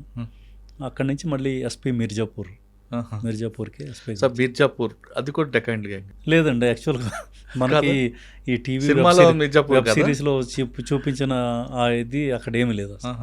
Mirzapur Naxal affected district. But gangs dacoities ఇవేమి నథింగ్, పీస్ఫుల్ డిస్ట్రిక్ట్స్. మనకి యూపీలో చాలా పీస్ఫుల్ డిస్ట్రిక్ట్లో అదొకటి. సో అక్కడ ఒక 3 years దగ్గర పనిచేశాను. అక్కడే ఉన్నాయి సార్ మెమరబుల్ చాలా ఉన్నాయండి. అంటే యాక్చువల్గా అక్కడ నేను కమ్యూనిటీ పోలీస్ సెంటర్స్ అనుకుని స్టార్ట్ చేశాను. ఓకే. ఈ నక్సల్ ఎఫెక్టెడ్ ఏరియాస్ వీటిలో ఈ ట్రైబల్ గర్ల్స్ అందరికీ పిలిచి వాళ్ళకి మేము ఈ స్టిచ్చింగ్లో ట్రైనింగ్ ఇప్పించేవాళ్ళం. ఈ బనారస్లో జాలాన్స్ అని ఒక పెద్ద ఇండస్ట్రియల్ గ్రూప్ ఉంది. వాళ్ళ హెల్ప్ తీసుకొని వాళ్ళే మామూలు క్లోత్ వాళ్ళు ఇచ్చేవారు. బ్యాగ్స్ అవి స్టిచ్చింగ్ చేయటం, డిఫరెంట్ ఐటమ్స్ స్టిచ్చింగ్ చేయటం వాళ్ళే ట్రైనర్స్ కూడా ఇచ్చి చేసేవారు. ఆ విధంగా ఈ లేడీస్కి అందరికీ కూడా, ఈ రూరల్ లేడీస్కి నెల అయ్యేసరికి 10-12 వేల రూపాయలు వాళ్ళకి అకౌంట్లో పడేవి. So that was a big income. అప్పుడు నా ఈ స్కీమ్కి చాలా పాపులారిటీ వచ్చింది. సార్ ఇది యాక్చువల్గా రెవెన్యూ డిపార్ట్మెంట్ కలెక్టర్ గారు చేయాల్సిన ప్రోగ్రామ్ కదండి, ఇది మీది కాదు కదా? అంటే పోలీసింగ్లో అన్ని పార్టేనండి. యాక్చువల్గా మనం పబ్లిక్ దగ్గరగా అవ్వాలి అంటే మనం పబ్లిక్ మనసు గెలుచుకోవాలి. ఓకే. అంటే కమ్యూనిటీ పోలీసింగ్ మీనింగ్ అది కదండి? మీనింగ్ అది. వాస్తవంగా అయితే అది సోషల్ వెల్ఫేర్ వాళ్ళు చేయాలి. మీరు దగ్గర అవ్వాలి, మీకు ఇన్ఫర్మేషన్ రావాలి, మీరు వస్తారు. Right sir. అక్కడ నుండి ఎటు వచ్చారు మీరు నెక్స్ట్? బెటాలియన్ తర్వాత మిర్జాపూర్ అయిన తర్వాత అక్కడ నుండి మేరట్ SSP మేరట్గా వచ్చాను. దట్ వాజ్ క్రైమ్కి ఒక రకంగా చెప్పాలంటే క్యాపిటల్ లాంటిది. మొత్తం ఎందుకంటే అక్కడ ఆరిజిన్ అంతా ఎక్కువ. ఇప్పుడు ఎక్కడ ఏం జరిగినా మెరిట్కి సమ్ లింక్స్ వస్తాయి. చాలా క్రైమ్ అండి. అదే క్రైమ్ చాలా ఎక్కువ ఉండేది. పొలిటికల్ ఇంటర్ఫరెన్స్ లేదంటే క్రిమినల్ గ్యాంగ్స్ వీళ్ళంతా ఈ పంజాబ్, హర్యానా అటు పారిపోవడానికి వీలుగా ఉంటుంది. ఉత్తరాఖండ్ అన్నీ ఒకటి ఉంటుంది. రెండోది డబ్బు ఉన్న ఏరియా అండి అది బాగా. అంటే ఈస్టర్న్ యూపీ కొద్దిగా పూర్ ఏరియా, వెస్టర్న్ యూపీ బాగా రిచ్ ఏరియా. ఈ డబ్బు ఉండడం వల్ల వీళ్ళు ఎక్స్టార్షన్ చేయడానికి వీటన్నిటికీ కూడా డబ్బులు వస్తాయి. ఒకడికి మనం థ్రెట్ కాల్ చేస్తే వాడి దగ్గర నుంచి లక్షల్లో గుంజేయవచ్చు. ఈ విధంగా వాళ్ళకి ఈ గ్యాంగ్స్ అవి పెరగడానికి అది ఒక పెద్ద రీజన్. సో అక్కడ బాగా ఫేస్ చేసాం ప్రాబ్లమ్స్. అచ్చా, మరి దాన్ని ఆ ప్రాబ్లం ఎలా షార్ట్ అవుట్ చేశారు మీరు? షార్ట్ అవుట్ అయిందా లేదు కొంతవరకు మీ ఉన్నంత వరకు వాళ్ళు మూసుకొని పారిపోయారా? అంటే బేసికలీ మనం ఎంత చేసాం అన్నది ఐ డోంట్ నో. బట్ యాక్చువల్గా మా ప్రజెంట్ ముఖ్యమంత్రి యోగి ఆదిత్యనాథ్ గారు వచ్చిన తర్వాత మొత్తం అంతా ఎలిమినేట్ అయిపోయింది. ఎవరు లేరు. నథింగ్. మొత్తం వెస్ట్రన్ యూపీని మొత్తాన్ని క్లీన్ చేశారు ఈయన. అంటే మీరెట్లో ఒక గ్యాంగ్ ఉండదు ఇంకా? ఇంక లేదు, గ్యాంగు లేదు, ఏం లేదు. అంటే ఇప్పుడు మామూలుగా క్రైమ్లు అవుతున్నాయి తప్ప చిన్న చిన్నవి నడుస్తాయినా అవి ప్రతి చోట సార్. సాధారణంగా నైట్ టైం ఎక్కువ డాబాల ద్వారా రావడం, గ్యాంగ్స్ అని మీటింగ్ అవ్వడం ఈ టైప్ ఉంటుంది. ఎందుకండి? అంటే వాళ్ళకి అక్కడ ప్లానింగ్ అన్నీ తయారు చేసుకునేవారు. ఈ అవుట్స్కట్స్లో ఉన్న డాబాలు వీటి దగ్గర పెద్దగా పోలీసింగ్ అది జరగదు. అందుకని వీళ్ళు అక్కడికి సేఫ్గా వచ్చి కూర్చొని అందరూ మాట్లాడుతారు. కొంతమంది పోలీసులు కూడా వాళ్ళతో కలిసి ఉంటారు కదండి? అది తక్కువ అండి, రేర్. అచ్చా. గ్యాంగ్స్తో కలవడం చాలా రేర్. ఓకే, తర్వాత ఎక్కడికి వచ్చారు సార్? మేరట్లోనే డిఐజీ అయ్యాను. అక్కడే డిఐజీ అయిన తర్వాత డిఐజీ రేంజ్ మేరట్ అయ్యాను. అప్పుడు ఈ గాజియాబాద్, నోయిడా, ఈ బులంద్షహర్ ఇవన్నీ కూడా నా కంట్రోల్లో ఉన్నాయి. అది అయిన తర్వాత నేను ఆంధ్రప్రదేశ్ డిప్యుటేషన్కి వచ్చాను. సొంత రాష్ట్రానికి వచ్చారు. మళ్ళీ యూపీ నుండి ఏపీకి వచ్చాను. రాగానే అనంతపూర్ రేంజ్ డిఐజీ. అవునండి, అనంతపూర్ రేంజ్ డిఐజీ. అక్కడ పోలీసింగ్ ఎంటర్ డిఫరెంట్ కనిపిస్తుంది కదండి. అక్కడ అంతా క్రిమినల్స్ ఉంటారు, ఇక్కడ అంతా కనిపించారు కదా. చాలా డిఫరెన్స్ అండి. అంటే యాక్చువల్గా ఈవెన్ అంటే అనంతపూర్ ఇవన్నీ, కర్నూలు, అనంతపూర్ ఇవన్నీ కూడా ఫ్యాక్షనలిజం ఏరియాస్ ఒకప్పుడు. నేను జాయిన్ అయ్యే టైంకి అంత ఫ్యాక్షనలిజం ఏమీ లేదు. ఆల్మోస్ట్ నిల్. అది కూడా అయిపోయింది. అప్పుడు నాకు పెద్దగా ఏం చేయాలో అంటే మాకేముండేదంటే నేను డిఐజీ మేరట్గా చేసినప్పుడు ప్రతిరోజు కూడా ఒక 50-60 మంది ఫిర్యాదుదారులు వచ్చేవారు. దాంతో చాలా బిజీగా ఉండేవాళ్ళం రోజంతా. ఇది ఈ గొడవ, ఆ గొడవ, అవి ఇవి, కొంతమంది ధర్నాలు, అక్కడ నేను హెల్మెట్ ఎలా చేయాలి ఇవన్నీ డిస్కషన్లు ఇది చాలా బిజీగా ఉండదు. ఇక్కడికి వచ్చేసరికి అసలు పనేం కనిపించేది కాదు. కొన్ని రోజులైతే ఇబ్బంది పడ్డాను, ఏంటి అసలు ఇక్కడ ఏ పని లేదు అని. అనంతపురం హెడ్ క్వార్టర్ ఇబ్బంది పడి ఏంటి అసలు ఎవరు కలవడానికి రావట్లేదు. కలవడానికైనా ఎవరో వస్తున్నారంటే ఎమ్మెల్యే ఎవరో వస్తున్నారో లేదా ఇంకెవరు లేదు. వచ్చినా సరే పోస్టింగ్ కోసం వస్తారు తప్ప కంప్లైంట్ కాదు. సో ఇది కొత్త సమస్యలాగా ఉంది, ఇది ఎలాగా అనుకొని ఒక రిటైర్డ్ ఆఫీసర్స్ ఎవరు ఉన్నారో కనుక్కోండి అని చెప్పాను మా వాళ్ళకి. రిటైర్డ్ డిఎస్పీని ఒక ఆయన తీసుకొచ్చాను. ఆయన ఏంటి రిటైర్ అయిపోయిన తర్వాత ఆయన స్పిరిచువల్ సైడ్ వెళ్ళాడు. ఓకే. యోగా అది నేర్చుకునేవాడు, యోగా అది బాగా చేసేవాడు. సరే మరి నీతో కలిసి యోగా చేస్తున్నా, ఇంక ఇదే పని పెట్టుకుందాం, అట్లీస్ట్ బాడీ నన్ను కరెక్ట్ పెడదాం అని ఆయనతో కలిసి రోజు యోగా చేసేవాడిని. స్పిరిచువల్ డిస్కషన్ కూడా ఆయనతో బాగా జరిగేది. ఆయన అయిపోయిన తర్వాత కొన్ని రోజులకి అనిపించింది ఏదో కొంత ఉద్యోగం అంటూ చేయాలి కదా, ఇది మరి దారుణంగా ఉందనుకొని నేను అప్పుడు ఒకే పనిగా ఏమనుకున్నానంటే పోలీస్ స్టేషన్స్ అన్నీ విజిట్ చేద్దాం, అసలు ప్రతి పోలీస్ స్టేషన్కి ఏం సమస్యలు ఉన్నాయో దాన్ని అన్నింటినీ కూడా డాక్యుమెంటేషన్ చేద్దాం అనేసి నేను బయలుదేరి రోజుకి 2-3 పోలీస్ స్టేషన్లు విజిట్ చేయటం. ప్రతి పోలీస్ స్టేషన్లో కూడా ఈ సీజ్డ్ వెహికల్స్ అయ్యి ఉంటాయి. మనకి రకరకాల యాక్ట్లో మేము సీజ్ చేసినవి ఉంటాం. ఈ సీజ్డ్ వెహికల్స్ అన్నీ కూడా పోలీస్ స్టేషన్లో పడి ఉన్నాయి. అక్కడ ఎస్ఐని అడిగితే వాడికి ఏమీ తెలిసేది కాదు. వీటిని ఎలా డిస్పోజ్ చేయాలంటే వాడికి ఏమి దాని మీద అవగాహన లేదు. ఈవెన్ సిఐలకు కూడా అవగాహన ఉండేది కాదు. సో మొత్తం నా అనంతపూరు, చిత్తూరు, తిరుపతి ఈ 3 జిల్లాల నుంచి కూడా డేటా అంతా కలెక్ట్ చేసి వాటి మీద నేను బాగా ఇంతవరకు గవర్నమెంట్ సర్క్యులర్స్ ఏమొచ్చాయి, డీజీపీ సర్క్యులర్స్ ఏమొచ్చాయి, దీని మీద హైకోర్టు ఆర్డర్స్, సుప్రీంకోర్టు ఆర్డర్స్ ఇవన్నీ తీసుకొని ఒక డాక్యుమెంటేషన్ చేయడం ప్రారంభించాను.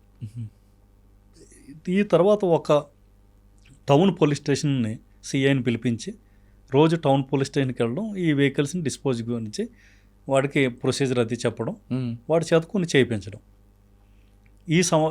ఈ డాక్యుమెంటేషన్ పనిలో ఉండి అప్పుడు ఏం జరిగిందంటే ఈ కొన్ని వెహికల్స్ వీళ్ళు ఏ కేసు లేకుండానే పోలీస్ స్టేషన్లో నిలబెట్టారు. దాని మీద ఏ కేసు రాయలేదు, రికార్డే లేదు దాని మీద. దీన్ని ఏం చేద్దాం సార్ అన్నాడు.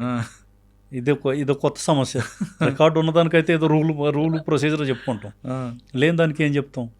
సరే ఇది అలా కాదమ్మా, దీని గురించి కూడా నేను చెప్తాను విను, దీని గురించి సరే మొత్తం రిపోర్ట్ తయారు చేయి, ఈ engine number, chassis number, owner ఎవరో ఏటి అన్నీ తయారు చేయి. ఆ ఓనర్ నెంబర్ నీకు దొరికి కనెక్ట్ అయితే ఓనర్తో మాట్లాడి వాడికి ఏ కేసు ఏటో లేదంటే ఏదో చేసుకొని వాడికి రిలీజ్ చేసేయి.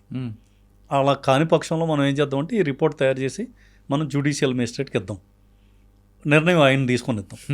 బాబు మీకు మా పోలీస్ స్టేషన్లో ఇలాగ అన్రికార్డెడ్ వెహికల్స్ కూడా ఉన్నాయి, వీటిని ఏం చేయాలో చెప్పండి అని. ఆ విధంగా తీసుకెళ్ళి జ్యుడిషియల్ మేజిస్ట్రేట్ ముందు పెడితే, సార్ ఇది ఏ లా ప్రకారం నేను దీన్ని డిస్పోజ్ చేయాలి అని కొన్ని క్వశ్చన్లు రైజ్ చేశాను. ఏమో సార్ మా సిఐ, ఏమో సార్ మా డిఐజీ గారు పట్టుపట్టారు, మీరే ఏదో చేయాలి సార్ అని. అప్పుడు ఆ మేజిస్ట్రేట్ నా దగ్గరికి వచ్చాడు. సార్ మీ దగ్గర కాఫీ తాగడానికి వస్తాను సార్ అంటే సాయంత్రం వచ్చాడు. ఇద్దరం కూర్చొని మాట్లాడుతున్నప్పుడు ఆయన ఈ ప్రస్తావన తీసుకొచ్చాడు. సార్ మీరు ఏదో చెప్తున్నారట, ఆయన నా వెంట పడ్డాడు, ఎలాగా సార్ అని. అప్పుడు నేను సుప్రీంకోర్టు జడ్జిమెంట్ ఆయనకి చూపించి, ఈ జడ్జిమెంట్ ప్రకారంగా దీన్ని మీరు డిస్పోజ్ చేయడాన్ని మీరు ఇవ్వచ్చు, మీ దగ్గర ఆ మాత్రం పవర్స్ ఉన్నాయి, అదే అలాగే ఇవ్వండి, ఇస్తే మాకు క్లియర్ అయిపోతే ఇటువంటి ఎన్ని ఉన్నాయి అన్నీ కూడా మేము క్లియర్ చేసుకుంటాం అని చెప్తే మొత్తాన్ని కన్విన్స్ అయ్యి ఈ పాస్డ్ అని ఆర్డర్. సో ఆ ఆర్డర్ను కూడా నా బుక్లో పెట్టి మొత్తం అన్ని పోలీస్ స్టేషన్కి ఒక బుక్ని తయారు చేసి డిస్పోజల్ ఆఫ్ సీజ్డ్ వెహికల్స్ అని పెట్టేసి మొత్తం అన్ని పోలీస్ స్టేషన్కి పంపించాను. సో ఆ విధంగా వెహికల్స్ ఏవైతే ఉన్నాయో అన్నిటిని కూడా మా వాళ్ళు చాలా వరకు ప్రొసీజర్ ప్రకారంగా డిస్పోజ్ చేశారు. సో ఈ విధమైన క్రియేటివ్ వర్కౌట్ క్రియేట్ చేసుకొని అదేవిధంగా మొత్తం ఈ మెన్కి అగెనిస్ట్గా ఓవర్లు అని ఉంటాయి, ఓవర్ అంటాం కదా, డిపార్ట్మెంటల్ ఎంక్వైరీస్. సో దానికి ఎలా డిపార్ట్మెంటల్ ఎంక్వైరీ చేయాలో మా డిఎస్పీలు చాలామంది తెలియదు. చాలామంది డిఎస్పీలను వారానికి ఒకసారి పిలిచేవాడిని, నీ దగ్గర ఓఈలు పెండింగ్ ఉన్నాయి, ఎందుకు పెండింగ్ ఉన్నాయి, ఏంటి కారణం, నువ్వు ఏం చేసావు, ఎంతవరకు చేసావు, అది ఒక్కొక్కటి డీటెయిలింగ్లోకి వెళ్ళి చూసేవాడిని. చూస్తే వాళ్ళకి అప్పుడు నాకు అర్థమైంది, వీడికి అసలు దీన్ని ఎలా ముందుకెళ్ళాలో వీడికి తెలియక వీడికి దీన్ని అట్టు పెట్టుకొని ఉన్నాడు అనేసి ఒక చిన్న పాకెట్ డైరీ కూడా తయారు చేశాను, డిస్పోజల్ ఆఫ్ ఓఈస్ అనేసి. సో ఈ మన రచనా వ్యాసంగాన్ని ఈ రకంగా వాళ్ళ కోసం ఉపయోగించాను. అంటే ఓఈకి ఒక రూపం ఇచ్చారు, ఇచ్చాను, క్లియర్ అయిపోయి ఉంటాయి. క్లియర్. సాధారణంగా ఓఈలు పెండింగ్ ఎందుకు ఉంటాయండి సార్? అంటే మీరు కాదు కానీ వేరే వాళ్ళ ఆఫీసర్లు డబ్బుల కోసం పక్కన పెండింగ్ పెడతారు.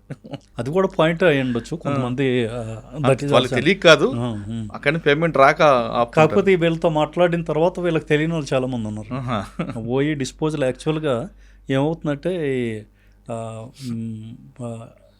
డిలింక్వెంట్ ఆఫీసర్ ఎవరైతే ఉంటారో, ఎవరి మీద అయితే ఎంక్వైరీ జరుగుతుందో వాటికి నోటీసులు పంపిస్తారు వీళ్ళు. వాడు టర్నప్ అవ్వకపోతే ఏం చేయాలి వీడికి తెలియదు. అది బేసిక్ చిన్న ఇష్యూ. అలా చాలా ఇష్యూస్ ఉన్నాయి అందులో. సరే, అనంతపూర్ తర్వాత అనంతపూర్లో ఉండగానే మనకి ఈ తుని ట్రైన్ బర్నింగ్ కేసెస్ జరిగినాయి. అప్పుడు డీజీపీ గారు నాకు ఫోన్ చేసి, బాబు ఈ తుని బర్నింగ్ కేసులు జరిగాయి, ట్రైన్ బర్నింగ్ కేసు, వీటి సూపర్విజన్ నువ్వే చూడాలి అన్నారు. సార్ మరి ఇక్కడ దీనిలో ఉన్నాం కదా అంటే, లేదు పర్లేదు, నువ్వు సిఐడి ఏడీజీ గారికి వెళ్ళి రిపోర్ట్ చేయి, అది ఇది కలిపి 2 నడిపింది కానీ అన్నారు. ద్వారకా తిరుమల గారితో కలిసి అప్పుడు ద్వారకా తిరుమలరావు సార్ని కలిసి నేను దానికి కేసెస్ అది హ్యాండిల్ చేసాం. ఆ తర్వాత నాకు ప్రమోషన్, ఐజీగా ప్రమోషన్ అయ్యి సిఐడిలోనే పోస్టింగ్ అయిపోయింది అక్కడే. సో కంటిన్యూగా సార్ తిరుమలరావు సార్తోనే ఉన్నాం. సార్, రత్నాచర్ ఎక్స్ప్రెస్ ప్రమాదం, అది కాన్స్పిరసీ ఉందంటే, లేదంటే వాళ్ళన్న మాటకి వీళ్ళు అప్పటికప్పుడు ప్రొవోకేట్ అయిపోయి ట్రైన్ మీదకి వెళ్ళారా? నా ఇన్వెస్టిగేషన్ ప్రకారంగా అయితే అప్పటికప్పుడు ప్రొవొకేషన్ అనండి, నో కాన్స్పిరసీ లేదు. అప్పటికప్పుడు ఆ మాటలకి ఆవేశంగా ట్రైన్ కనబడుతుంది అంతే. కానీ అక్కడ అంత ఫైరింగ్ అవుతుంది, అంత డ్యామేజ్ అవుతుంది కూడా వీళ్ళు కూడా ఎక్స్పెక్ట్ చేస్తుంటారు? లేదు, ఆర్గనైజర్స్ లేదు, ఆర్గనైజర్స్ ఎక్స్పెక్ట్ చేయలేదు, పోలీసు డిపార్ట్మెంట్ తరఫున కూడా మేము కూడా అంత ఎక్స్పెక్ట్ చేయలేదు. ఏదో ఎక్కడో తిరుపతి నుంచి వస్తుంది, కాల్ వచ్చింది, అంతా లేదు, అంత డాష్. ఓకే. తర్వాత fire department. Sir, fire department అప్పటి వరకు ఎక్కడో ఉండేది, ఏదో మూలు ఉండేది, వాళ్ళందరికీ అందులో టాస్క్ ఫోర్స్ అని పెట్టడం ఆలోచన ఎందుకు వచ్చిందండి? సాధారణ పోలీసులు ఉండే టాస్క్ ఫోర్స్ కదా. అంటే బేసికల్లీ ఒకటి ఫైర్ డిపార్ట్మెంట్ జనరల్గా మంటలు వచ్చే వరకు పడుకొని ఉండేవారు. ఎక్కడైనా ఫైర్ అయింది, మంటలో కాలుతున్నాయి అంటేనే వీళ్ళు పరిగెట్టు. మనకి పాత పద్ధతిలో గంటల బండి వచ్చింది, ఈ గంటల బండి వచ్చి అక్కడ ప్రాబ్లం సాల్వ్ చేసేది, ఆ పద్ధతిలో ఉండేది. బట్ ఫస్ట్ టైం నాకు అనిపించింది ఏంటంటే, ఈ ఫైర్ అవ్వకుండా మనం ప్రివెంటివ్గా మనం ఏం చేయగలం, అందుకు ఈ పబ్లిక్కి అవేర్నెస్ తీసుకురావాలి. ప్రతి ఫైర్ స్టేషన్ నుంచి కూడా వాళ్ళకి టార్గెట్స్ ఇచ్చి, మీరు విలేజెస్కి కానీ లేదా మీ ఏరియాలో ఉన్న టౌన్స్లో కానీ వెళ్ళి పబ్లిక్కి అవేర్నెస్ ఇవ్వండి. ఆయిల్ ఎవరైనా పిండి వంటలు చేసినప్పుడు దేనికి ఆయిల్ ఫైర్ అవ్వచ్చు, ఇమీడియట్గా వాళ్ళు ఏం చేయాలి. అంతేగాని ప్రతిదానికి ఫైర్ స్టేషన్కి ఫోన్ చేస్తే మీరు వెళ్ళేసరికి అక్కడ జరగాల్సింది జరుగుతుంది. సో ఇమీడియట్గా ఫస్ట్ ఎయిడ్ మనం ఏ విధంగా అయితే చేస్తామో అదే విధంగా ఇక్కడ ఫస్ట్ రెస్పాన్స్ ఏ విధంగా చేయాలి, పబ్లిక్కే చేయాలి అని వాళ్ళని అవేర్ చేయడం కోసం ఈ టాస్క్ ఫోర్స్ పెట్టాం ప్రతి చోటను. సో రెండోది ఏంటంటే ఈ టాస్క్ ఫోర్స్కి స్పెషల్గా ట్రైనింగ్ ఇచ్చేవాడిని. అంటే వీళ్ళకి పూణే పంపించాం. అదేవిధంగా కొన్ని ఒరిస్సా ఫైర్ స్టేషన్ చాలా ఒరిస్సా ఫైర్ డిపార్ట్మెంట్ చాలా అడ్వాన్స్డ్గా ఉంది.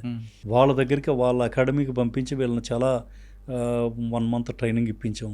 సో ఈ వీళ్ళ స్కిల్ డెవలప్మెంట్ కోసం మేము ట్రై చేసాం.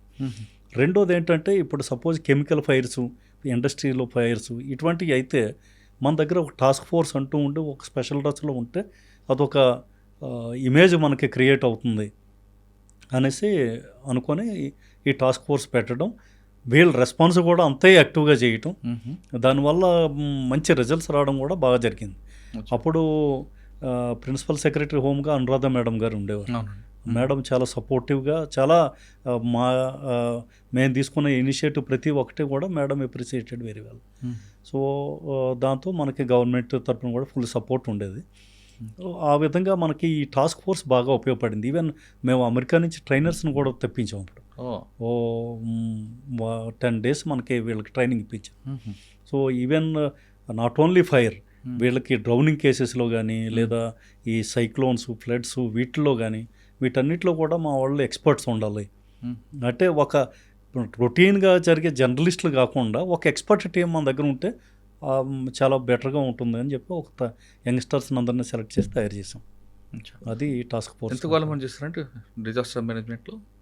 2 years 8 months అండి. తర్వాత ఐజీపీటీఓగా వెళ్ళిపోయాను. ఇప్పుడు గవర్నమెంట్ మారింది.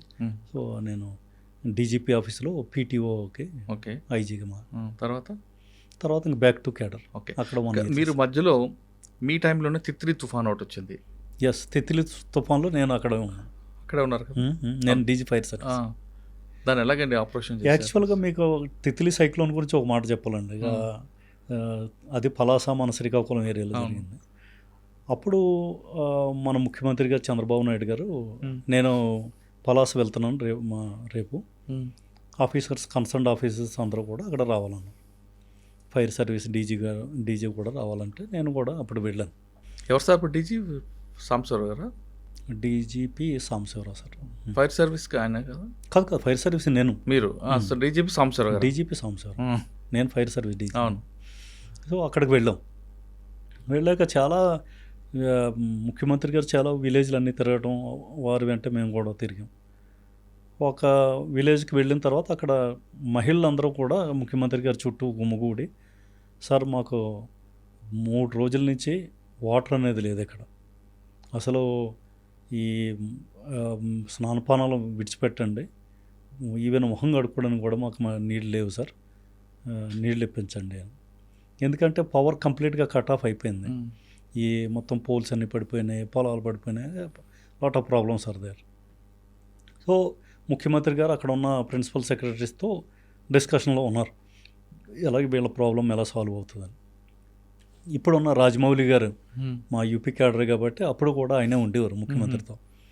సో నేను రాజమౌళిని పక్కకు పిలిచి, మీరు నాకు పర్మిషన్ ఇస్తే నా దగ్గర ఒక ఐడియా ఉంది అన్నాను. అరే చెప్పండి సార్, దీని గురించి వర్రీ అవుతున్నారు అనేసి ఆయన ముఖ్యమంత్రి గారు చెప్పారు. సత్యనారాయణ ఏదో చెప్తాడు సార్ మీకు అనేసి. చెప్పమ్మా సత్యనారాయణ. సార్ మీరు పర్మిషన్ ఇస్తే ఇంటింటికి కూడా వాటర్ సప్లై నేను తీసుకుంటాను సార్ బాధ్యత అన్న. నువ్వు ఎలా చేస్తావు, ఫైర్ సర్వీస్ వాళ్ళు మీరు ఎలా చేస్తారు? సార్ నా దగ్గర ఫైర్ టెండర్స్ ఉన్నాయి సార్, మేము వాటర్గా ఈ పాండ్స్ నుంచి వాటర్ దీన్ని ఫిల్ చేసి డోర్ టు డోర్ మేము సప్లై చేస్తాం, ప్రతి విలేజ్కి మేము సప్లై చేస్తాం అనేసి అంటే, అరే వండర్ఫుల్ ఐడియా, ఇంకా ఇంతకుమించి ఇంకేముంది, ఇప్పటి వరకు దీని గురించి బొరబాదుకుంటున్నాను అనేసి వెంటనే పర్మిషన్ ఇచ్చారు.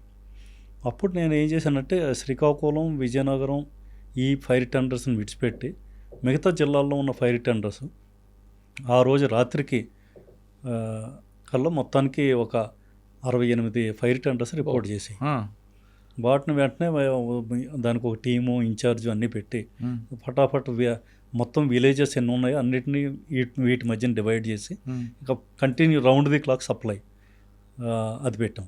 అంటే ఏ వాటర్ అండి ఇది? బోర్ వాటరా? బోర్ వాటర్ కాదు, మనకి చెరువు వాటర్ ఇది ఉంటాయి కదా మామూలుగా అంటే రెగ్యులర్ వాడుకోవడానికి, తాగడానికి కాదు. తాగడం మరబెట్టి తాగకూడదు, మరి ఇంకా వేరే ఆప్షన్ లేదు కదా వాళ్ళకి, తాగడానికి ఎక్కడ లేదు. బోర్ వాటర్ కానీ చెరువుల వాటర్ అన్నీ కూడా వాటర్ ఇంకా అన్నీ ఇంకా మాకు దగ్గర మనకు చాలా ఉంటాయండి. చాలా వాటర్ ఉంటుంది కదా. ఆ వాటర్ మేము జనరల్గా ఫైర్ వాళ్ళం వాటర్ ఫిల్ చేసుకుంటాం కదా సేమ్ అలాగే. సో బాగా సప్లై చేసాం. ఏ విలేజ్కి ఎన్ని వాటర్ సప్లై చేసాం ఏంటి అన్నది అంతా కంప్యూటర్ రికార్డు మెయింటైన్ చేసాం. సో అది కంప్లీట్గా సక్సెస్ అయిపోయింది. సీఎం గారు ఏమన్నారు? చాలా అప్రిషియేట్ చేశారు. 10 days ఫుల్ చేసామండి. ఆ తర్వాత ప్రతిరోజు రాత్రి 10 గంటలకు మీటింగ్ జరిగేది పలాసలో ముఖ్యమంత్రి గారు. అప్పుడు సమస్య రైతులంతా కూడా ముఖ్యమంత్రి గారి ముందు సమస్య పెట్టారు. ఈ చెట్లు పొలాల్లో పడిపోయినాయి సార్, వీటిని మేము క్లియర్ చేయాలంటే మాకు లక్షల్లో ఖర్చు అవుద్ది, మేము అసలే ఈ వరదల వల్ల మేము నష్టపోయి ఉన్నాం, మరి ఈ చెట్లు క్లియర్ చేయడానికి కూడా మేము ఖర్చు పెట్టుకోవాలంటే కష్టం సార్ అని. ముఖ్యమంత్రి గారు వెంటనే స్పందించి, లేదు ఈ బాధ్యత మేము తీసుకుంటాం, మీరు దాని గురించి వర్రీ అవ్వకండి అనేసి ఆ రోజు మీటింగ్లో అది డిస్కషన్. ఈ చెట్లను ఎలా క్లియర్ చేయాలి, ఒక్కొక్క సెక్రటరీ ఒక్కొక్క ఐడియాస్ ఇవి అవి ఇస్తుంటే వెంటనే డీజీ ఫైర్ సర్వీస్ ఏదన్నా ఐడియా ఇస్తే ఇవ్వండి అంటే నేను, సార్ క్లియర్ అయితే మేము చేయగలం సార్, మాకు క్లియర్ చేయడానికి కావాల్సిన సంసాధనాలు మా దగ్గర లేవు అంటే, ఏం కావాలి నీకు అన్నారు. సార్ మాకు పవర్ కట్టర్స్ అవి ఇవి కావాలి సార్, ఆ పవర్ కట్టర్స్ ఉంటే మేము కట్ చేసి తీసేవచ్చు అంటే, నీ దగ్గర మరి నీ ఫైర్ మ్యాన్ ఈ పని చేయగలరా అన్నారు. చేయగలరా సార్, మా వాళ్ళు ఎక్స్పర్ట్స్, ట్రైనింగ్ ఇప్పించాం సార్ వీళ్ళందరికీ. అయితే మరి నీకేంటి ఈ రిసోర్సెస్ కావాలంటే ఏం చేయాలి అంటే, ఏం లేదు సార్, అది కొనుక్కుంటే మనకి ఇమీడియట్గా అయిపోతుంది సార్ అని. వెంటనే ముఖ్యమంత్రి గారు అన్నారు, ప్రిన్సిపల్ సెక్రటరీ చెప్పారు, సార్ డీజీ ఫైర్ సర్వీస్కి ఒక 5 crores ఇవ్వండి, కొనుక్కొని దాన్ని చేస్తారని.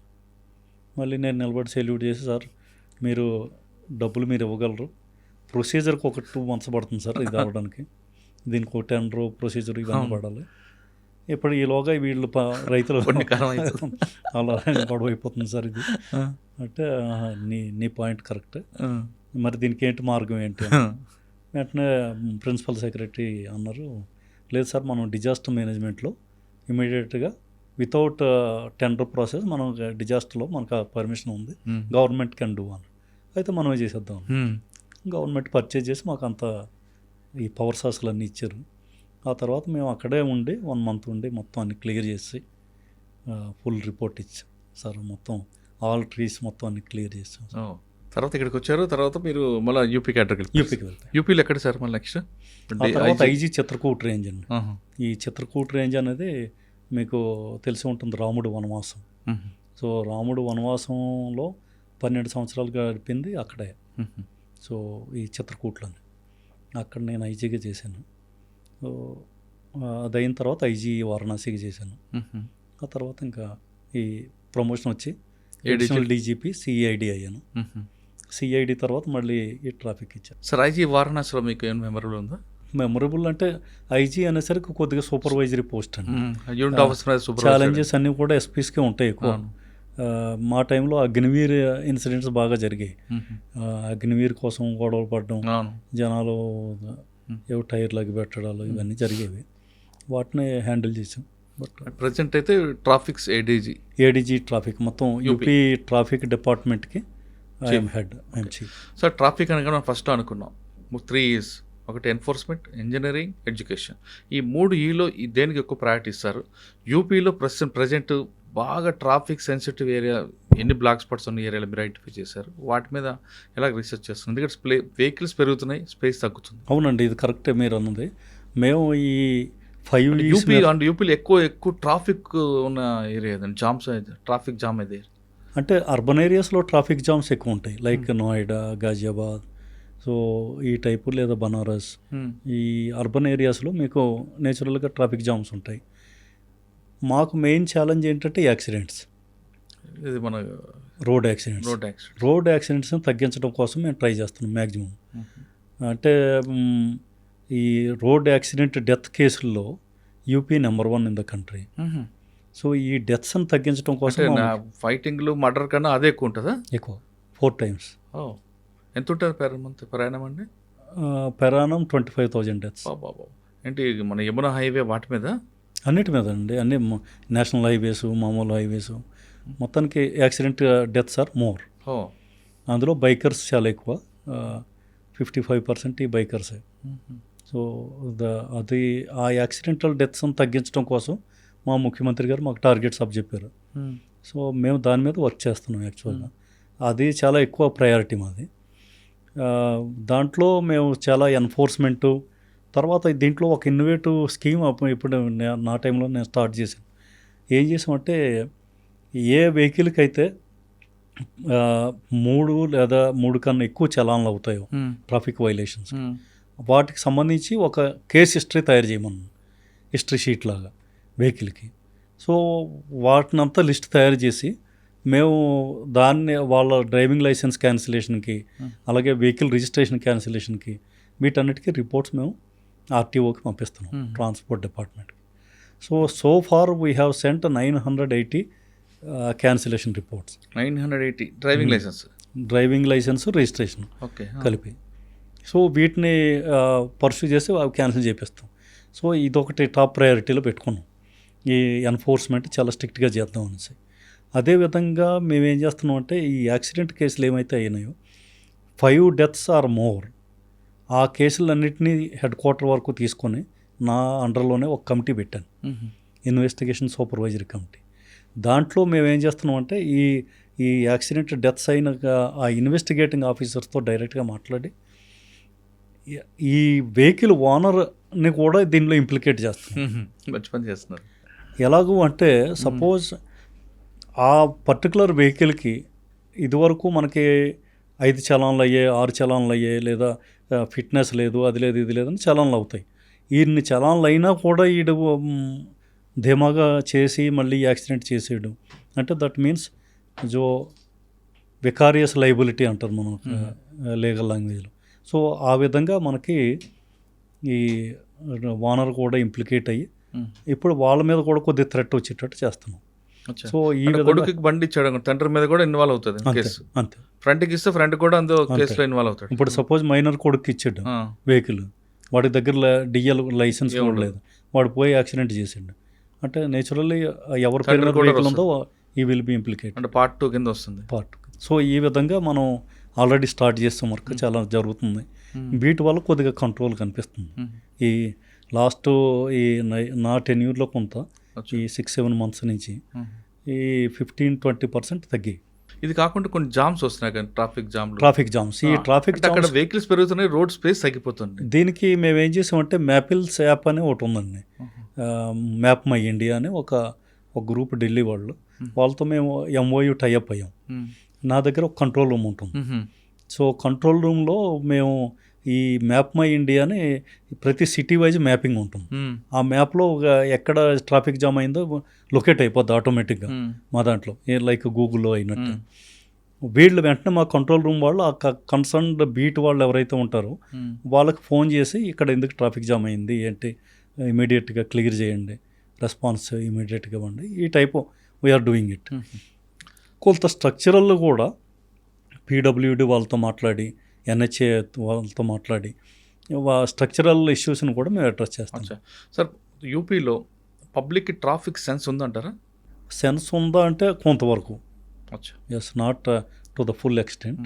అంటే వాళ్ళకి కొంచెం ఎడ్యుకేట్ చేస్తే మారే అవకాశం ఉందంటారా? డెఫినెట్గా అండి. అంటే మొదట అన్నిటికీ మనం తప్పు చేస్తున్నాం అనే విషయం వాళ్ళకి తెలిసింది అనుకోండి, ఆటోమేటిక్గా వాళ్ళు చేంజ్ వస్తుంది కదా. చేంజ్ వస్తుందండి. నేను బిలీవ్ చేసేది ఏంటంటే enforcement. If they strict enforcement ఉంటే ఇంకా అంతకుమించింది ఇంకేముండదు. నేను ఫర్ ఎగ్జాంపుల్ నేను లాస్ట్ ఇయర్ శ్రీలంక వెళ్ళాను. So I was there for a week. ఎక్కడ రోడ్డు మీద పోలీస్ కానిస్టేబుల్ లేడండి. నాకు అనిపించింది ఇది వెహికల్స్ అన్ని లైన్లో వెళ్తున్నాయి, ఎవడో ఓవర్టేక్ చేయట్లేదు, ఏంటి కదా అన్నాడు. అక్కడ మాతో పాటు ఉన్న అతను అడిగితే ఆయన ఏమన్నాడంటే, సార్ ఇక్కడ ఓవర్టేక్ చేస్తే 25,000 30,000 జుర్మానా అవుతుంది, ఆడు మొత్తం నెల జీతం మొత్తం దీనిలోనే పోతుంది సార్ అన్న. అమ్మాయి ఇదేదో బాగుంది, ఈ స్కీమ్ బాగుంది అనుకున్నా.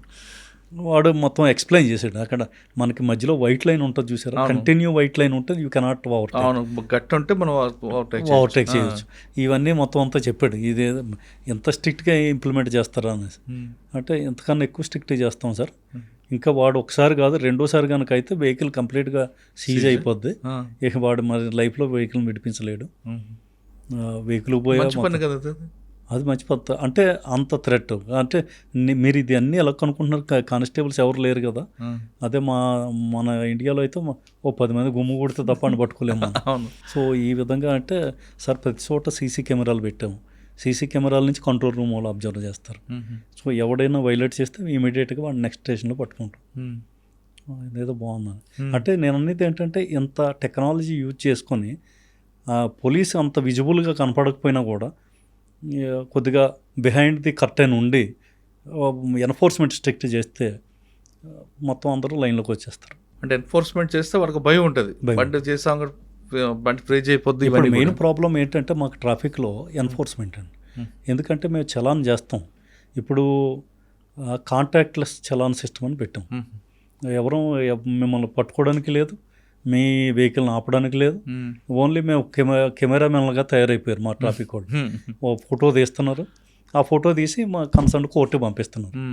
సో కోర్టు ఏం చేస్తుందంటే లోక్ అదాలత్ పెట్టి వాళ్ళు ఎప్పుడో 6 నెలల తర్వాత ఒకసారి లోక్ అదాలత్ పెట్టి మేము 2000 చలాన్ కడితే 200లోనే దానికి మాఫీ చేసి చేసేస్తున్నారు. సో వీళ్ళ వల్ల ఈ వైలేటర్స్కి భయం లేకుండా అయిపోయింది. ఈ కోర్టు ద్వారా మాఫీ చేసే ప్రోగ్రామ్ చాలా ఎక్కువైపోయింది. Okay. So because of that enforcement మనకి చాలా వీక్ అయిపోయింది. దాన్ని మరి మీరు సర్దిస్తున్నారా? మనం కోర్టులు మన వల్ల సర్దిస్తాం. గవర్నమెంట్కి చెప్తే గవర్నమెంట్ చేస్తారు. గవర్నమెంట్ కూడా పెద్దగా అందులో ఇంటర్ఫియర్ అవ్వలేకపోతుంది. వాళ్ళకి ఓట్ బ్యాంక్ వాళ్ళకి ఉంటుంది అనుకోండి, కానీ మీ సీఎం గారు ఇప్పుడు చాలా అగ్రెసివ్గా ఉంటారు. బట్ ఈ పర్టికులర్ మ్యాటర్ కోర్ట్స్ నుంచి రిలేటెడ్ కాబట్టి మేమే ఒక దారి కనిపెట్టి ఈ మూడు చలాన్లు దానికన్నా ఎక్కువ ఉన్న వాళ్ళని వాళ్ళ driving licence cancellation, RC registration cancellation, అది ఇదని పెట్టి కొంత we are taking them action. Sir, పోలీసింగ్తో పాటు మీకు మరో ప్రవృత్తి ఉంది, బుక్స్ రాయడం. మీరు రాశారు బెనారస్ బుక్. దానికి కారణం అంటే మీరు గతంలో వారణాసి ఐజీకి పనిచేస్తున్నప్పుడు దాని మీద మీరు ఫోకస్ చేశారా? నేను వారణాసిలో ఐజీగా పనిచేసినప్పుడే ఈ పుస్తకం రాయడం మొదలుపెట్టాను. ఓకే. యాక్చువల్గా ఈ బహుముఖ బనారస్ అనే ఈ పుస్తకం ఒక నా చేత శివుడు రాయిపించాడేమో అనిపిస్తుంది అప్పుడప్పుడు. ఎందుకంటే నాకు ఒక పెద్ద సమస్య ఎదురయ్యి ఆ సమస్య నుంచి నేను బయటకు వచ్చే ఆ సమస్య నుంచి బయట రావడం అంతా కూడా ఒక కల్లా జరిగిపోయింది నాకు. సమస్య అదే డీటెయిల్ అండి. సో దాంట్లో అయిపోయినప్పుడు ఆ సమస్య బుక్లో ఉందా? లేదు. అది అయిపోయాక ఆ తర్వాత రాత్రి పడుకున్నప్పుడు కల్లో శివుడు నాకు కనిపించి నువ్వు నాకేమి గిఫ్ట్ ఇస్తున్నావు, దీనికి రిటర్న్గా నువ్వేమి ఇవ్వట్లేదు అని అడుగుతున్నట్టు అనిపించేది. అది నాకు కొంత ఒక 1 వీక్ 10 days వరకు ఆ టైపు డ్రీమ్ నన్ను వెంటాడేది. సో అప్పుడు నాకు అనిపించింది ఏదో చెయ్యాలి అనేసి. ఏం చేయగలను? నా చేతిలో ఉన్నది ఓన్లీ ఒకటే, అది పుస్తకాలు రాయడం. సో ఈ విధంగా నేను పుస్తకం రాయొచ్చు అని చెప్పి కొంత ముందు ప్రయత్నం చేసి ముందు దేవాలయాల మీద రాశాను. ఆ తర్వాత కాశీలో ఉన్న తెలుగువారి మీద రాశాను, అలాగే కాశీలో ఉన్న తమిళ మీద రాశాను. అవి ఏమీ అంత సాటిస్ఫాక్షన్ ఇవ్వలేదు. ఫైనల్గా ఒకరోజు అనుకోకుండా ఒక ఇన్సిడెంట్ జరగడం, అదే ఈ మసాన్ హోలీ అని ఉంటుంది, శవాలతో హోలీ. కాశీలో శవాలతో హోలీ ఆడతారు మణికర్ణిక ఘాట్ దగ్గర. అక్కడ గుల్షన్ కుమార్ అని ఆ కమిటీకి అధ్యక్షుడు ఆయన. ఒక రోజు నా ఆఫీస్కి వచ్చి సార్ హోలీకి మిమ్మల్ని గెస్ట్గా పిలుస్తున్నాను రండి సార్ అంటే వెళ్ళినప్పుడు అప్పుడు వాళ్ళు ఈ బూడిదంతా కూడా శవాల మీద ఉన్న బూడిదంతా రాయడం, వాళ్ళ పుర్రెలన్నీ మెడలో కట్టుకుంటే హోలీ ఆడడం. అప్పుడు ఆ గుల్షన్ కుమార్ నుంచి తెలుసుకున్నాను ఏంటి మసాన్ హోలీ అంటే.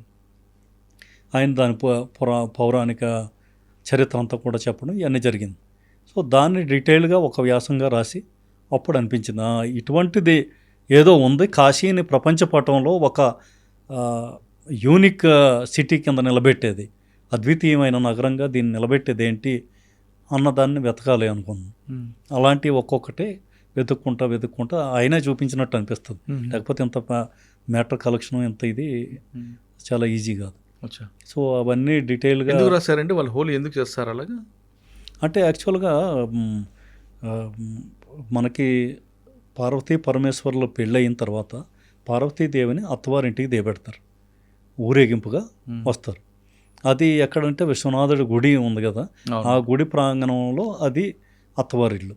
అక్కడికి వచ్చేసరికి ఆ రోజు మొత్తం ఆనందంతో, అంటే అమ్మవారు ఇక్కడికి వచ్చారు కాబట్టి ఆనందంతో మొత్తం అంతా గుజియాలు స్వీట్లు తినడం, రంగులతో ఆడుకోవడం, అది మెయిన్ హోలీ.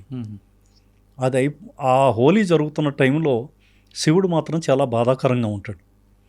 ఏంటి ఎంతమంది మనం అంతా హ్యాపీగా ఉన్నాం, ఈయనేంటి ఇంత సారోఫుల్ స్టేట్లో ఉన్నాడు ఏంటి కదా అని పార్వతీదేవి శివుడిని అడుగుతారు. స్వామి ఏంటి మీ బాధకు కారణం ఏంటి? అక్కడంతా పండుగ చేసుకుంటున్నారు, తాగి వాళ్ళు తాగుతున్నారు, తిరుగుతున్నారు ఏంటి? ఇది సరే, మనం దేవతలమి దేవగంధర్వులు అంతా కలిసి మనం ఎంజాయ్ చేస్తున్నాం. ఫకీర్లు, పేదవాళ్ళు, అనాథలు, ఈ బిచ్చగాళ్ళు, ఈ యోగులు, సాధువులు, ఇటువంటి వాళ్ళంతా వాళ్ళు ఏం చేస్తున్నారు ఈరోజు అని తలుచుకుని నాకు బాధ అనిపించింది. మనమే హోలీ చేసుకుంటే సరిపోద్దా? ఇటువంటి పేదవాళ్ళతో వాళ్ళతో మనం ఏం చేస్తున్నాం, లేదా ఈ బైరాగులు సాధువులతో మనం ఏం గడుపుతున్నాం అనేసి నాకు ఒక బాధ కలిగింది అంటాడు. స్వామి మీరేం బాధపడకండి, ఈరోజు మీరు హ్యాపీగా గడపండి. రేపు రాబోయే మంగళవారం మనం వాళ్ళ మధ్యకే వెళ్ళి వాళ్ళతోనే కలిసి వాళ్ళు ఎలా బ్రతుకుతున్నారో అలాగే మనం హోలీ ఆడదాం అని అనేసరికి శివుడు సంతోషించి ఆ రోజు హోలీ పూర్తి చేసుకొని నెక్స్ట్ మంగళవారం ఇద్దరు కలిసి మణికర్ణికా ఘాట్కి వెళ్తారు. అక్కడ వీళ్ళంతా శవాల మధ్యన ఉంటారు కదా, ఈ యోగులు, ఈ అఘోరాలు, వీళ్ళంతా అక్కడికి అది ఉండేది. సో వాళ్ళ మధ్యన వెళ్ళి వాళ్ళలాగే వీళ్ళు బూడిద పూసుకొని వాళ్ళలాగే అన్నీ చేసి, అలాగే పుర్రెలు అన్నీ వేసుకొని వాళ్ళలాగే అక్కడే అన్నీ తిని, సో ఆ విధంగా హోలీ ఆడతారు. అదే మసాన్ హోలీ. సో అప్పటి నుంచి ఇది ఒక పరంపరగా ప్రతి సంవత్సరం హోలీ అయిన తర్వాత మంగళవారం దీన్ని పాల్గొన మంగళవారం అంటారు. ఆ రోజు ఇది జరుపుతూ ఉంటారు. ఇటువంటి పురాణ కథలు అన్నీ కూడా బుక్లో ఉన్నాయంటారా? ఉంది సార్. అక్కడ శివుడికి మణికర్ణ ఘాట్ నుంచి వచ్చిన ఆ వాసనే కావాలి అంటారా? నిజమేనది? అంటే అండి ఎలా? ఇప్పుడు మణికంఠ ఘాట్ దగ్గర శవాలు కాలుస్తారు కదా, ఆ కాల్చిన వాసన శివుడికి వస్తేనే ప్రీతి అని అంటారు అని అంటారండి. అదొక ఇది ఉంది యాక్చువల్గా.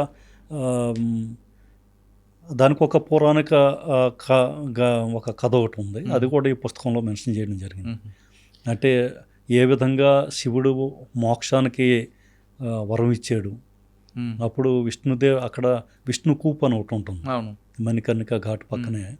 ఈ విష్ణుకూప్లో విష్ణుదేవుడు తపస్సు చేస్తాడు 50,000 సంవత్సరాలు. ఈ 50,000 సంవత్సరాల తపస్సులో ఈ చెవుల నుంచి, ముక్కుల నుంచి, అన్నిటి నుంచి కూడా అగ్ని పొగలు వచ్చేస్తూ ఉంటాయి. సో అది చూసి పార్వతీ పరమేశ్వర్లు అక్కడికి వచ్చి ఆయన శాంతించమని వరం కోరుకోమంటారు. అప్పుడే దాంట్లో ఈమె పార్వతీదేవి తాలూకా రింగ్ అందులో పడిపోతుంది, చెవి రింగ్. అందుకని మణికర్ణిక అయింది అది. మణికర్ణిక, కర్ణం కర్ణిక అంటే చెవి, మణి అంటే రింగ్. సో మణికర్ణిక ఘాట్ అయింది. సో అది అక్కడ పడిపోవడం, దానికి సరే వరం ఇస్తాడు. ఆ వరంలో భాగం ఇవన్నీ. ఒకటి కాశీలో ఉన్న వాళ్ళకి మోక్షం రావటం. సార్ ఈ బుక్లో మరి భైరవుడి గురించి మర్చిపోయారండి? భైరవుడు కాదండి, ఇందులో బుక్లో యాక్చువల్గా అఘోరాల గురించి రాశాను నేను. తిరుపతి కాశీ వచ్చిన ఖచ్చితంగా కాలభైరవుడు సందర్శించాలంటారు. కాలభైరవుడు గురించి మెన్షన్ ఉంటుంది తప్ప, కాలభైరవుడు అంటే కాశీలో పనిష్మెంట్ ఇచ్చేవాడు. అయితే ఇందులో ప్రత్యేకంగా దేవుళ్ళ గురించి ఆధ్యాత్మికత గురించి ఈ పుస్తకం రాయలేదు. ఈ పుస్తకం ఏంటంటే కాశీలో ఉన్న సంస్కృతి, కాశీ తాలూకా అటువంటి పరంపరలు ఏమున్నాయి అంటే, కాశీలో సాహిత్యకారులు, కాశీలో సంగీతం, అంటే కబీర్ చౌరా అని ఒక వీధి ఉంది. ఆ వీధిలో ప్రతి ఇంట్లో ఒక పద్మశ్రీ పద్మభూషణ్ ఉంటాడు. సో దాన్ని కాశీలో పద్మాల వీధి అని రాశాను. సో ఈ బుక్ కేవలం తెలుగులో రాశారా, హిందీలో కూడా ఉంది? దీన్ని ఇప్పుడు ఇంగ్లీష్లో కూడా నేను చేశానండి. ఎందుకంటే మీకు వారణాసికి మీకు కావాల్సిన వ్యక్తి అక్కడే ఉన్నారు కదా, కరెక్ట్ ప్రైమ్ మినిస్టర్ గారు. అవును. దీన్ని ఇంగ్లీష్లో కూడా రాశాను, అచ్చా. తర్వాత హిందీలో కూడా నేనే ఇది ట్రాన్స్లేట్. రెండు వెంకయ్యనాయుడు గారు లాంచ్ చేశారు. అవును. ఆయనతో చేయించడానికి ఒక ప్రత్యేక ఉద్దేశం ఉంటుందా మీకు? పర్టికులర్గా ఉద్దేశం లేదు. బేసికల్గా ఆయన తెలుగు సంస్కృతికి ఒక ప్రత్యేకగా నేను అనుకుంటాను. అంటే తెలుగు భాష అన్న, తెలుగు ప్రజలన్నా, తెలుగు సంస్కృతి అన్న ఆయనకి చాలా అభిమానం. అటువంటి దానికి ఆయన ఎప్పుడూ కూడా జెండా పైకెత్తి ఎప్పుడూ కూడా దాని గురించి పొగిడిన వ్యక్తి. సో అటువంటి వ్యక్తి చేతుల మీదుగా ఈ బుక్ ఇనాగరేషన్ అనే నాకు ఒక అవకాశం దొరికినందుకు వెంటనే నేను ఓకే చేశాను. చాలా బాగుంది సార్. మళ్ళొకసారి మనం ప్రొఫెషన్లోకి వద్దామండి. ఇప్పుడు మీరు ఏడీజీ, నెక్స్ట్ డీజీ, ఇంకా యూపీలో మీరు ఫస్ట్ నుంచి ఏఎస్పీని చూశారు కాబట్టి అక్కడ ఏదో ఒకటి చేస్తే బాగుంటుంది మన మార్క్ అని. ఇప్పటికి చాలా ఇన్నోవేషన్ చేశారు. ఇంకా ఏం చేయాలని మీకు గోల్ ఉంది అక్కడ? అంటే ఏమీ లేదంటే అంటే పర్టికులర్గా ఇదే అని మనం చెప్పలేము. ఎందుకంటే మాది గవర్నమెంట్ మమ్మల్ని ఎక్కడ పోస్ట్ చేస్తే అక్కడికి వెళ్ళాలి, ఆ సీటుకి న్యాయం చేయాలి.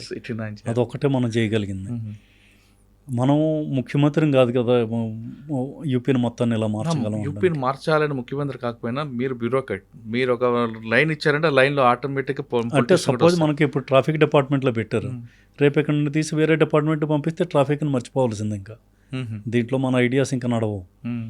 కొత్త డిపార్ట్మెంట్ మళ్ళీ దానికి సంబంధించిన ఆ విషయాలన్నీ చూసుకోవాలి. సో ఈ విధంగా మనకంటూ స్పెసిఫిక్ ఫిక్స్డ్ గోల్స్ అని పెట్టుకోలేము ఈ ఉద్యోగంలో. సార్ మీరు ములాయం సింగ్ యాదవ్ గారి దగ్గర నుంచి సీఎంలు చూస్తున్నారు, మాయావతి దీది గారు, అదేవిధంగా ఇప్పుడు యోగి. అందరిలో ఎవరిదండి ఎక్కువ యాగ్రెసివ్గా కనిపిస్తుంది? అంటే అందరూ ప్రజల కోసమే పోరాటం చేస్తుంటారు, కొన్ని యాగ్రెసివ్గా వెళ్ళేది ఎవరు? అంటే మనం ఒక్కొక్కరితో ఒక్కొక్క స్టైల్ అండి. ఓకే. ప్రతి ముఖ్యమంత్రికి ఒక ల్యాండ్ మార్క్ ఉంది. సో ములాయం సింగ్ యాదవ్ గారితో ఒక టైప్ ల్యాండ్ మార్క్. ఆయన ప్రజలతో కలిసి ఉండడం, ప్రజల సమస్యలను వినడం, ప్రజలతో డైరెక్ట్గా మాట్లాడడం, అది ఆయన ల్యాండ్ మార్క్. ఆయనకి ఉండాల్సిన డ్రాబ్యాక్స్ వేరే, లా అండ్ ఆర్డర్ ఇష్యూస్ అవన్నీ. మాయావతిది అడ్మినిస్ట్రేషన్, స్ట్రిక్ట్ అడ్మినిస్ట్రేటర్. ఇంకా అందులో కాంప్రమైజ్ అనేది లేనే లేదు, నో కాంప్రమైజ్. ఆమె క్యాబినెట్ మినిస్టర్ అయినా కూడా తప్పు చేసేటంటే ఇంకా అవుటే, జైలుకి వెళ్ళాల్సింది. సో అంటే మా టైంలోనే నేను గోరఖ్పూర్లో ఎస్ఎస్పీగా చేసినప్పుడే ఆమె క్యాబినెట్ మినిస్టర్ని జైలుకి పంపించాం. సో అంత స్ట్రిక్ట్ అడ్మినిస్ట్రేటర్. సో ఆమె Akhilesh Yadav basically progressive mind. అంటే ఈయన కొత్త ఇండస్ట్రీలు పెట్టడం, ఈ మెట్రోలు, ఫ్లైఓవర్లు, ఈ టైప్ థింకింగ్, అంత పెద్ద బిల్డింగ్స్ కట్టడాలు, ఇవన్నీ అంతే. ఈ వెస్ట్రన్ చదువుకొని వచ్చాడు కాబట్టి ఆ ఇంపాక్ట్ ఆయన మీద ఉంటుంది. మా యోగి గారిది ఏంటంటే లా అండ్ ఆర్డర్లో నో కాంప్రమైజ్.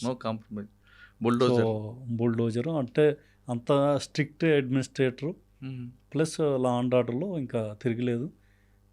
పంక్చువాలిటీలో ఇంత మించిన మనిషి లేడండి. టైం మీకు 6 గంటలకు టైం ఇస్తే 6 గంటలకు మిమ్మల్ని కలుస్తారు. అంటే పొలిటీషియన్ 6 అంటే 6కి వస్తారా? సాధారణ పొలిటీషియన్ 6 అంటే వేరే సంగతి. మీకు టైం ఇస్తే ఇప్పుడు సపోజ్ నేను ఇక్కడి నుంచి ఆంధ్రా నుంచి వెళ్ళాను, ఆంధ్రా నుంచి వెళ్ళిన తర్వాత నేను ముఖ్యమంత్రి గారిని కాలం చేయాలనుకున్నాను. నేను టైం అడిగాను ముఖ్యమంత్రి. అక్కడ ఆయన దగ్గర ఇంకొక విషయం ఉంది, ముఖ్యమంత్రి దగ్గర టైం అడగడానికి మనం మంత్రులను ఇంకొకరినో పట్టుకొని వెళ్ళనక్కర్లే. ఆయన ఒక ల్యాండ్లైన్ నెంబర్ ఇచ్చారు అందరికీ. ఆ ల్యాండ్లైన్ నెంబర్కి మేము ఫోన్ చేసాం. ఫోన్ చేసి సార్ ఇలాగ మేము కలాలనుకుంటున్నాం అంటే ఓకే మన పేరు అన్నీ నోట్ చేసుకుంటారు. అతను ముఖ్యమంత్రి గారి ముందు పెడితే ముఖ్యమంత్రి గారు మనకు సాయంత్రం 6 గంటలు టైం ఇచ్చారు. మళ్ళీ ఆ తర్వాత రెండోసారి అక్కడి నుంచి ఫోన్ వచ్చింది, 6 అంటే 6 మీరు అటు ఇటు అనుకోకండి, మీరు ముందే వచ్చేసేయండి 6 గంటల ముందు. సో బాబు ముఖ్యమంత్రి గారు టైం ఇస్తే ఉదయాన్నే వచ్చి కూర్చుండిపోతాం, మాకేం పోయింది అనుకుని వెళ్ళాం, కూర్చొని ఉన్నాం. సో ఎగ్జాక్ట్గా 6 అంటే ఎగ్జాక్ట్ 6 నాకు లోపల పిలిచారు. ఆ ముందునే ఎంతమంది విజిటర్స్ ఉన్నా ప్రతి ఒక్కరికి ఇచ్చిన టైం ప్రకారం వెళ్ళిపోవాల్సింది, బయటికి లోపలికి లేదు. సో పంక్చువాలిటీకి పెట్టిన పేరు ఆయన. పబ్లిక్ మీటింగ్ అవనివ్వండి, ఆఫీసర్స్ మీటింగ్ అవనివ్వండి, 11 గంటల మీటింగ్ అంటే 11 గంటలు స్టార్ట్ అవుద్ది, చెప్తారు మళ్ళీ ఎన్ని గంటలకు క్లోజ్ అవుతుంది. అది కూడా కాదు, రాత్రి పగలుగా ఎక్కువ టైం పడుతుంది, 3 గంటలు 4 గంటల మీటింగ్లో. అంత టైం విషయంలో చాలా పర్ఫెక్ట్. సరే బుల్డోజర్ చూస్తున్నాం కదా, దానివల్ల లీగల్గా ప్రాబ్లమ్స్ రావా? అంటే సుప్రీంకోర్టులో నడుస్తుందంటే సుప్రీంకోర్టు కొంత జడ్జిమెంట్ అది ఇచ్చింది. సో కానీ భయం అయితే క్రియేట్ అయిందండి, క్రిమినల్స్ బాగా క్రియేట్ అయింది. బుల్డోజర్ కనపడితే చాలాడు కదా. అంటే సమస్యకి సమాధానం ఒకటి, మరి దానికి కోర్టు అంటే ఆయన ఇంటెన్షన్లో కూడా ఏంటంటే సార్, క్రిమినల్ కంట్రోల్ అవ్వాలంటే ముందు వాడు ఫైనాన్షియల్గా బ్రేక్ చేయాలనేది ఆయన ఇంటెన్షన్. అంతే. ఆయన కొట్టడం, జైల్లో పెట్టడం అనేది వేరే విషయం అది. ఓకే సార్, మరి ఇంకోసారి ఫైనల్గా వచ్చారు మీ ప్రొఫెషన్ దాటి వస్తే, మీరు నర్సీపట్నంలో ఇప్పటికి కూడా కొంతమంది విద్యార్థులకు బుక్స్ పంపడం, వాళ్ళకి ఫ్రీగా హాస్టల్ ఇవ్వడం, అంటే మీరు సొంత ఊరికి ఏదో చేయాలని ఇంటెన్షనా? అవునండి. అంటే మనకి పుట్టిన ఊరిని ఎప్పుడూ మర్చిపోకూడదు అన్నది నాది. మీ బావగారు కూడా సహకరిస్తారట కదా బాగా? అంటే ఆయన టీచర్, యాక్చువల్గా ఆయన ద్వారా నేను ఇప్పిస్తూ ఉంటాను. బట్ బేసికల్లీ ఇందులో మా భార్య రోల్ చాలా ఎక్కువ. రామలక్ష్మి పేరు. మేడం ఏం చేస్తారు? House keeper. So she is house maker. ఆమె కూడా సపోర్టివ్గా ఇవన్నీ చేయడం, ఇవన్నీ ఆమెకు కూడా ఇంట్రెస్ట్. సో ఆమె మిద్దరం కలిసే యాక్చువల్గా నర్సీపట్నం లైబ్రరీకి మేము చాలా ఒకసారి ఏమో ₹1,00,000 బుక్స్ ఇచ్చాం. మొన్న ఫర్నిచర్ అది అల్మరాస్ అవన్నీ ఇచ్చాం. అలా కొంత ఏదో ఒకటి చేస్తూ ఉంటాం. అదేవిధంగా మనకి నర్సీపట్నంలో ఒక సమర్పణ స్టడీ సర్కిల్ అని పెట్టాను. అది ఫ్రీ కోచింగ్ ఇద్దాం మనకి పూర్ పీపుల్ వీళ్ళందరికీ అనేసి కొంతకాలం నడిపాం. తర్వాత కొంత ఫీజు కూడా వసూలు చేయాల్సి వచ్చింది. వాళ్ళు సీరియస్గా తీసుకోవట్లేదు ఫ్రీ అనేసరికి కొంత ఫీజు పెట్టి మొత్తానికి దాన్ని బాగా రన్ చేసాం. దాంట్లో చాలామంది టీచర్లు సెలెక్ట్ అయ్యారు. కొంతమంది సిఆర్పిఎఫ్కి, బ్యాంక్స్కి, వీటికి సెలెక్ట్ అయ్యారు. కరోనా టైంలో ప్రాబ్లం వచ్చింది, ఎవరు రాలేదు, మొత్తానికి ప్రాబ్లం వచ్చింది. సో దాన్ని క్లోజ్ చేయాల్సి వచ్చింది. సో ఈ విధంగా కొంత సర్వీస్ మైండ్ అయితే ఉంది. దాంతో ఇంకా అవేర్నెస్ ప్రోగ్రామ్స్ కూడా చాలా కండక్ట్ చేసామండి. మొన్న ఈవెన్ వైజాగ్లో కూడా మనకి 5,000 మంది స్టూడెంట్స్ తోటి ఒక ప్రోగ్రాం పెట్టాం. అలాగే చాలా చోట్ల కాలేజీల్లో వీటిలోనూ స్టూడెంట్ అవేర్నెస్. సార్ ఫైనల్గా చెప్పండి, కింద స్థాయి నుంచి ఈ స్థాయికి వచ్చారు మీరు, ఒక డిపార్ట్మెంట్లోకి మీ డిపార్ట్మెంట్లో రావాలంటారు, పోలీస్ డిపార్ట్మెంట్ రావాల్సిన వాళ్ళు ఈ స్థాయి నుంచి రావాలా, లేదు వాళ్ళు ఏదో బాగా బ్యాక్గ్రౌండ్ ఉండి రావాలా, లేదు ఖచ్చితంగా చేయాలి, గోల్ రీచ్ అవ్వాలి, మన సర్వీస్ మోటోలో రావాలనుకున్న వాళ్ళు ఈ డిపార్ట్మెంట్ రావాలా? అంటే దీనికి బేసికల్లీ అన్నిటికన్నా మన ఇంటెన్షన్స్ క్లియర్గా ఉండాలండి. అంటే మన మనసు ఎంత క్లియర్గా ఉంటే మనం అంత ఎత్తి ఎదగలం. అది పోలీస్ డిపార్ట్మెంట్ కానివ్వండి, పొలిటికల్ డిపార్ట్మెంట్ కానివ్వండి. సో మనం ఎంతవరకు నిస్వార్థ భావంతోనో లేదంటే మ్యాక్సిమం మనం దేనికోసం వచ్చామో ఆ పని అయితే పూర్తి చేయాలి కదా. సో ఆ ఇంటెన్షన్తో ఎవరైతే చేస్తామో సో వాళ్ళకే అవకాశం కూడా దొరుకుతుంది. వాళ్ళకి అవకాశాలు వెతుక్కుంటూనే వస్తాయి. కేవలం డబ్బుతోనూ మరో దాంతోనూ దీన్ని కొనుక్కునే ప్రయత్నం అయితే చేయలేము. కె. సత్యనారాయణ గారు, ఈయన చరిత్ర మొత్తం చూస్తే ఈయన కెరియర్కి ఒక అపజయం తర్వాత విజయాల బాటి నడిపించింది.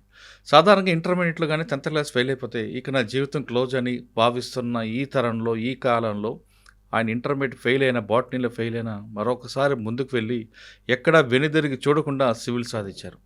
సివిల్ సాధించడమే కాకుండా వేరే రాష్ట్రానికి వెళ్ళి ఒక మంచి ఆఫీసర్గా పేరు తెచ్చుకున్నారు. కేవలం అందరికీ హానెస్ట్ ఆఫీసర్ కె. సత్యనారాయణ గారు అనుకుంటారు, కానీ యూపీలో అవుట్ స్టాండింగ్ ఆఫీసర్ అంటారు.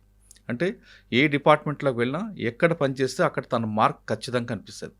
ఒక తెలుగు వ్యక్తి ఉత్తరప్రదేశ్ రాష్ట్రంలో వెళ్ళి మంచి పేరు తెచ్చుకున్నారంటే అది ఆయనకే కాదు, తెలుగువారిగా, సాటి తెలుగువారిగా మనందరూ కూడా గర్వకారంగా భావిద్దాం. ఇది కె. సత్యనారాయణ గారితో ఎక్స్క్లూజివ్ ఇంటర్వ్యూ. వచ్చే వారం మరో గెస్ట్తో మళ్ళీ కలుద్దాం.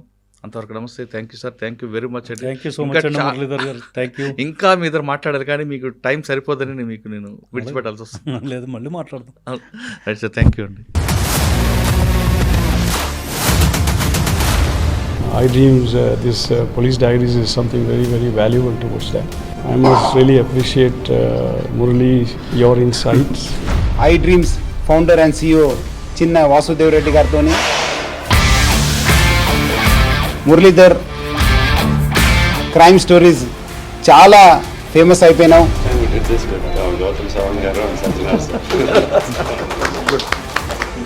Well done. Congratulate him for doing so well. And I congratulate him, his boss also, for doing so well.